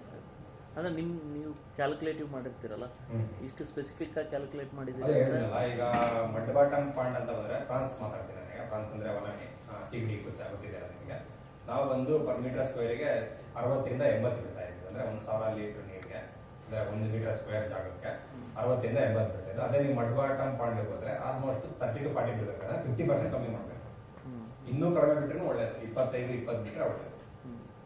ಏನಕ್ಕಂದ್ರೆ ನಿಮ್ಗೆ ಪ್ಲಾಸ್ಟಿಕ್ ಲೈನ್ ಪಾಂಡ್ ಅಲ್ಲಿ ನೀವು ಒಂದ್ಸಲ ಬಾಟಮ್ ಕ್ಲೀನ್ ಮಾಡಿ ಫೀಡ್ ಮೇಲಿಂದ ಎಸ್ತೀರಿ ಅಂದ್ರೆ ಸಿಂಕಿಂಗ್ ಫೀಡ್ ಕೆಳಗಡೆ ಹೋಗಕ್ ಕುತ್ಕೊಂಡ್ರೆ ಬಾಟಮ್ ಅಲ್ಲಿ ಪ್ಲಾಸ್ಟಿಕ್ ಲೈನ್ ಮೇಲೆ ಕುತ್ಕೊಳುತ್ತೆ. ಮಣ್ಣು ಜೊತೆ ಮಿಕ್ಸ್ ಆಗಲ್ಲ, ಇಲ್ಲ ಇನ್ನೊಂದ್ರ ಜೊತೆ ಮಿಕ್ಸ್ ಆಗಲ್ಲ. ಸೊ ಅದಕ್ಕೆ ಹುಡುಕಿ ತಿನ್ನೋಂತ ಅವಶ್ಯಕತೆ ಇರಲ್ಲ. ಹೋಗಿದ ಜಾಗದಲ್ಲೆಲ್ಲ ಫೀಡ್ ಸಿಗ್ತಾ ಇರುತ್ತೆ. ಸೊ ಕನ್ಸಂಪ್ಷನ್ ಜಾಸ್ತಿ ಆಗ್ತಾ ಹೋಗುತ್ತೆ, ಜಾಸ್ತಿ ಫಿಶ್ ಬಿಟ್ಟಿರ್ತೀವಿ, ತಿನ್ನುತ್ತೆ. ಅದೇ ಮಡ್ ಬಾಟಮ್ ಪಾಂಡ್ ಅಲ್ಲಿ ಹಾಕಿದಾಗ ನೀವು ಮಣ್ಣು ಜೊತೆ ಮಿಕ್ಸ್ ಆಗೋದು ಸ್ವಲ್ಪ ಮಿಕ್ಸ್ ಆಗುತ್ತೆ. ಅದರಲ್ಲಿ ಒಂದು ಈಗ 1 kg ಫೀಡ್ ಹಾಕಿದ್ರೆ ಒಂದು 600 ಗ್ರಾಮ್ ಮೇಲೆ ಕುತ್ಕೊಂಡ್ರೆ 400 ಗ್ರಾಮ್ ಮಣ್ಣು ಮಿಕ್ಸ್ ಆಗುತ್ತೆ. ಮಣ್ಣಲ್ಲಿ ಮಿಕ್ಸ್ ಆಗಿರೋ 400 ಗ್ರಾಮ್ ಅಲ್ಲಿ 100 ಗ್ರಾಮ್ನ ಇದು ಹುಡ್ಕೊಂಡು ತಿನ್ಬೋದು, 300 ಗ್ರಾಮ್ ವೇಸ್ಟ್ ಆಗುತ್ತೆ. ಚಾನ್ಸಸ್ ಇರುತ್ತೆ ಆಗ ಅಂದ್ರೆ 100% ಆಗುತ್ತೆ ಅಂತ ಹೇಳಕ್ಕಾಗಲ್ಲ. ಇದು ಸೀಡ್ ಮೇಲ್ಗಡೆ ಡಿಪೆಂಡ್ ಆಗುತ್ತೆ. ತುಂಬಾ ಒಳ್ಳೆ ಕ್ವಾಲಿಟಿ ಸೀಡ್ ಇದ್ದು ಅಗ್ರೆಸಿವ್ ಆಗಿ ಬೆಳೀತಾ ಇದೆ ಅಂತಂದ್ರೆ ಅದು ಹುಡುಕಿ ತಿನ್ನಕ್ ಸ್ಟಾರ್ಟ್ ಮಾಡುತ್ತೆ. ಸ್ವಲ್ಪ ಏನಾದ್ರು ಈಗ ಟೆಂಪರೇಚರ್ ಡೌನ್ ಆಯ್ತು, ಇಲ್ಲ ಏನೋ ಡಿಒ ಬಂದು ಹೋಗಿತ್ತು, ಆ ತರದ್ದೆಲ್ಲ ಟೈಮಲ್ಲೆಲ್ಲ ನಿಮಗೆ ಸಿಕ್ಕಾಪಟ್ಟೆ ಫೀಡ್ ವೇಸ್ಟ್. ಸೊ ಇಂಟೆನ್ಸಿಫೈ ಮಾಡ್ಬೇಕು ಅಂದ್ರೆ ಒಳ್ಳೇದು. ಇಲ್ಲ ನಿಮ್ಗೆ ರಿಸ್ಕು ಬೇಡ, ಲಾಭನೂ ಜಾಸ್ತಿ ಬೇಡ ಅಂದ್ರೆ ಮಡ್ ಬಾಟಮ್ ಅನ್ನೋದನ್ನು ಒಳ್ಳೆ ರಿಸ್ಕ್ ತಗೊಂಡು ಮಾಡ್ತೀನಿ, ಜಾಸ್ತಿ ಇಡ್ತೀನಿ, ನಾನು ಡೆನ್ಸಿಟಿ ಜಾಸ್ತಿ ಇರ್ತೆಲ್ಲ ಮಾಡ್ತೀನಿ ಅನ್ನೋದಾದ್ರೆ ಪ್ಲಾಸ್ಟಿಕ್ ಲೈನಿಂಗ್ ಒಳ್ಳೆಯದು. ಮಡ್ ಬಾಟಮ್ ಅಲ್ಲಿ ನೀವು ಒಂದು 60 ಬಿಡೋ ಹತ್ರ ಒಂದು 15 ತಗೊಂಡು ಹೋಗ್ಬಿಡಿ, ಏನು ರಿಸ್ಕ್ ಇರಲ್ಲ, ನಾರ್ಮಲ್ ಫೀಡಿಂಗ್ ಮಾಡಿ ಆಗುತ್ತೆ. ಬಟ್ ಮಡ್ ಬಾಟಮ್ ಪಾಂಡ್ ನಿಮಗೆ ವರ್ಷಕ್ಕೆ 2 ಕ್ರಾಪ್ ಮಾಡೋಕ್ಕಾಗಲ್ಲ. ಪ್ಲಾನ್ಸ್ ಮಾಡಿದ್ರೆ ಫಿಶ್ ಮಾಡಿದ್ರೆ 1 ಕ್ರಾಪ್ ಮಾಡೋಕ್ಕಾಗಲ್ಲ. ಏನಕ್ಕಂದ್ರೆ ಒಂದ್ಸಲ ವಾಟರ್ನ ಫುಲ್ ತೆಗೆದು ಮತ್ತೆ ಫಿಲ್ ಮಾಡೋದಕ್ಕೆ ಮುಂಚೆ ಅದು ಒಣಗಬೇಕಲ್ಲ, ಅದೇ ನಿಮಗೆ ತುಂಬಾ ಟೈಮ್ ತಗೊಳ್ಳುತ್ತೆ. ಕೆಳಗಡೆ ಏನಾದ್ರು ನಿಮಗೆ ಸ್ಟರ್ಜ್ ಏನಾದ್ರು ಜಾಸ್ತಿ ಅಕ್ಯುಮುಲೇಷನ್ ಆಗಿದೆ ಅದನ್ನ ತೆಗೆದು ರಿಮೂವ್ ಮಾಡಿ ಮಾಡೋದಕ್ಕೆ ಟೈಮ್ ತಗೊಳ್ಳುತ್ತೆ. ಸರ್, ಪ್ರಾನ್ಸ್ ಮತ್ತೆ ಫಿಶ್ ಲೈಕ್ ಸಿಗಡಿ ಮತ್ತೆ ಫಿಶ್ ಬೇರೆ ಯಾವ್ದಾದ್ರು ಕಲ್ಟಿವೇಟ್ ಮಾಡ್ಬೋದು ಜೊತೆಗೆ ಎರಡನ್ನೂ ಸೇರಿಸಿ? ಯಾಕಂದ್ರೆ ಲೈಕ್ ಸರ್ಚ್ ಮಾಡಿದಕ್ಕೆ ಸಿಗಡಿ ಅದನ್ನ ಬೇಸ್ ತಿನ್ನುತ್ತೆ ಲೈಕ್ ಇಲ್ಲ, ನಿಮ್ಗೆ ವನಾಮಿ ಕಲ್ಚರ್ ಮಾಡ್ತೀರಾ ಅಂತ ಹೋದ್ರೆ ಮನ species culture is best always. Vannamei ಅಂದ್ರೆ ಲೆಟಪೆನಸ್ ವನಾಮಿ ಅಂತ, ವೈಟ್ ಲೆಗ್ ಶಿಂಪ್ ಅಂತ ಹೇಳ್ತೀವಿ ಪ್ರಾನ್ಸ್ ಅಂತ, ಅದು ಮನ ಸ್ಪೀಸಿಸ್ ಬೆಸ್ಟ್. ನೀವು ಇದರ ಕಂಬೈಂಡ್ ಆಗಿ ಮಾಡ್ತೀರಾ ಅಂತಂದ್ರೆ ಸೀನಿಯರ್ ಅಲ್ಲಿ ಮಾಡ್ತೀರಾ ಅಂದ್ರೆ ಮ್ಯಾಕ್ರೋಬ್ಯಾರಕಿನ್ ಬ್ರೋಸಂಬರ್ಗಿ ಅಂತೇಳಿ ಫ್ರೆಶ್ ವಾಟರ್ ಜೈಂಟ್ ಪ್ರಾನ್ ಅಂತ ಒಂದು ದೊಡ್ಡದು. ಓಕೆ. ಸೊ ಅದ್ರ ಜೊತೆಗೆ ಬೇಕಿದ್ರೆ ನೀವು ಫಿಶ್ ನ ಮಿಕ್ಸ್ ಮಾಡಿ ಮಾಡ್ಬೋದು, ಪಾಲಿಕಲ್ಚರ್ ತರ ಮಾಡ್ಬೋದು. ಅದು ಬಾಟಮ್ ಅಲ್ಲಿ ಇರುತ್ತೆ. ಮೇಲ್ಗಡೆ ಇರೋ ಫಿಶ್ ಅಂದ್ರೆ ಕಾಟಾರ್ ಓನ ನೀವು ಸಬ್ಮರ್ಸಿಬಲ್ ಮತ್ತೆ ಮೇಲ್ಗಡೆ ಲೇಯರ್ ಅಲ್ಲಿ ಫೀಡ್ ಮಾಡೋ ಪ್ಲಾನ್ ಮಾಡಿ ಮಾಡ್ಬೋದು. ಸೊ ಇದ್ರದ್ದು ಡೆನ್ಸಿಟಿನೂ ತುಂಬಾ ಕಡಿಮೆ ಮ್ಯಾಕ್ರೋಬ್ಯಾರಕಿನ್ ಬ್ರೋಸಂಬರ್ಗಿ. ಏನಂತಂದ್ರೆ ಅದು ಒಂದಕ್ಕೊಂದು ಹೊಡೆದಾಡೋದು ಜಾಸ್ತಿ, ಟೆರಿಟರಿ ಬೇರೆ ಜಾಸ್ತಿ. ಸೊ ಡೆನ್ಸಿಟಿ ಕಮ್ಮಿ ಬಿಟ್ಟಿರೋದ್ರಿಂದ ಎಫಿಷಿಯೆಂಟ್ ಆಗಿ ಜಾಗ ಯೂಸ್ ಮಾಡ್ಕೊಂಡು ಬೆಳೆಯುತ್ತೆ. ಅದು ಕಲ್ಚರ್ ಪೀರಿಯಡ್ ಒಂದು 8 ತಿಂಗಳು ಇಂದ 1 ವರ್ಷದವರೆಗೂ ತಗೊಂಡು ಮ್ಯಾಕ್ರೋಬ್ಯಾರಕಿನ್ ತುಂಬಾ high value price high value ಇದೆ. ಮೇಂಟೆನೆನ್ಸ್ ತುಂಬಾ ಕಷ್ಟ ಆಗುತ್ತೆ. ಮೇಂಟೆನೆನ್ಸ್ ಕಷ್ಟ ಏನಿಲ್ಲ, ಸ್ವಲ್ಪ ಹಾರ್ವೆಸ್ಟ್ ಕಷ್ಟ ಆಗುತ್ತೆ. ಏನಂತಂದ್ರೆ ಅದರಲ್ಲಿ 3 ಡಿಫ್ರೆಂಟ್ ಸೈಜ್ ಬರುತ್ತೆ. ಸ್ಮಾಲ್ ಮೇಲ್ಸ್, ಆರೆಂಜ್ ಕ್ಲಾ, ಬ್ಲೂ ಕ್ಲಾ ಅಂತ ಹೇಳಿ. ಬ್ಲೂ ಕ್ಲಾ ಅಂದ್ರೆ ಹಾರ್ವೆಸ್ಟಿಂಗ್ ರೆಡಿ ಇರೋದು, ಅಂದ್ರೆ ದೊಡ್ಡದು. ಅದ್ರದ್ದು ಏನಿಲ್ಲ ಅಂದ್ರೆ ನಿಮಗೆ 1 ಅಡಿ ಅದ್ರದ್ದು ಕೈಯೇ ಇರುತ್ತೆ, ಅದು ಹಾರ್ವೆಸ್ಟಿಂಗ್ ರೆಡಿ ಇರೋದು. ಅದನ್ನೆಲ್ಲ ಹಿಡಿತಾ ಇರಬೇಕು ಹಾರ್ವೆಸ್ಟಿಂಗ್ ರೆಡಿ ಇರೋದನ್ನ. ಅದನ್ನ ಹಿಡಿದಿಲ್ಲ ಅಂದ್ರೆ ಚಿಕ್ಕದು ನೋಡೋದು ಸಾಧ್ಯ. ಆರೆಂಜ್ ಕ್ಲಾ ಮೇಲ್ಸ್ ಅಂದ್ರೆ ಅದು ಸ್ವಲ್ಪ ಸಸ್ಟೈನ್ ಆಗುತ್ತೆ. ಸ್ಮಾಲ್ ಮೇಲ್ಸ್ ಅಂದ್ರೆ ಅದು ಇದು ಅಟ್ಯಾಕ್ ಮಾಡಿದ್ರೆ ಅದು ಅಂದ್ರೆ ಇದು ಒಂದೇ ಸಲ ಬೆಳೆಯಲ್ಲ. ಒಂದು ಶೂಟರ್ಸ್ ಅಂತ ಇರುತ್ತೆ, ಅದು ಬೇಗ ಬೆಳೆಯುತ್ತೆ. ಶೂಟರ್ಸ್ ಅಂದ್ರೆ ಅದು ಜೆನೆಟಿಕಲಿ ಚೆನ್ನಾಗಿರುತ್ತೆ, ಬೇಗ ಬೆಳೆಯುತ್ತೆ. ಈಗ ಪ್ರೆಸೆಂಟ್ ಟ್ರೆಂಡಿಂಗ್ ನಡೀತಾ ಇರೋದು ಮರಲ್ ಕಲ್ಚರ್. ಅವಾಗಲೇ ಮರಲ್ ಫಿಶ್ ಅಂತ ತೋರಿಸಿರಲ್ಲ, ಆಂಧ್ರ ಸ್ಟೇಟ್ ಫಿಶ್ ಅಂತ, ಅದು ಸ್ವಲ್ಪ ಟ್ರೆಂಡಿಂಗ್ ಅಲ್ಲಿ ನಡೀತಾ ಇದೆ. ಪ್ರೆಸೆಂಟ್ ಅದು ವ್ಯಾಲ್ಯೂ ಚೆನ್ನಾಗಿದೆ, ಸ್ವಲ್ಪ ಚೆನ್ನಾಗಿ ನಡೀತಾ ಇದೆ.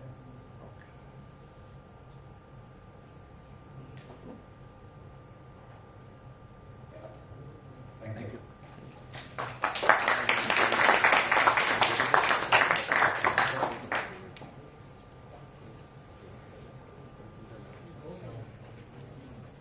Thank you very much, sir, for that information and insightful session. Water quality parameters and their importance in fisheries.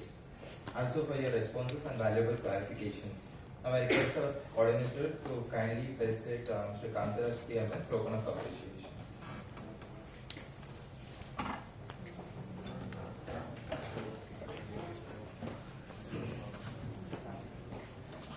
So especially the PG students can take many problems are there.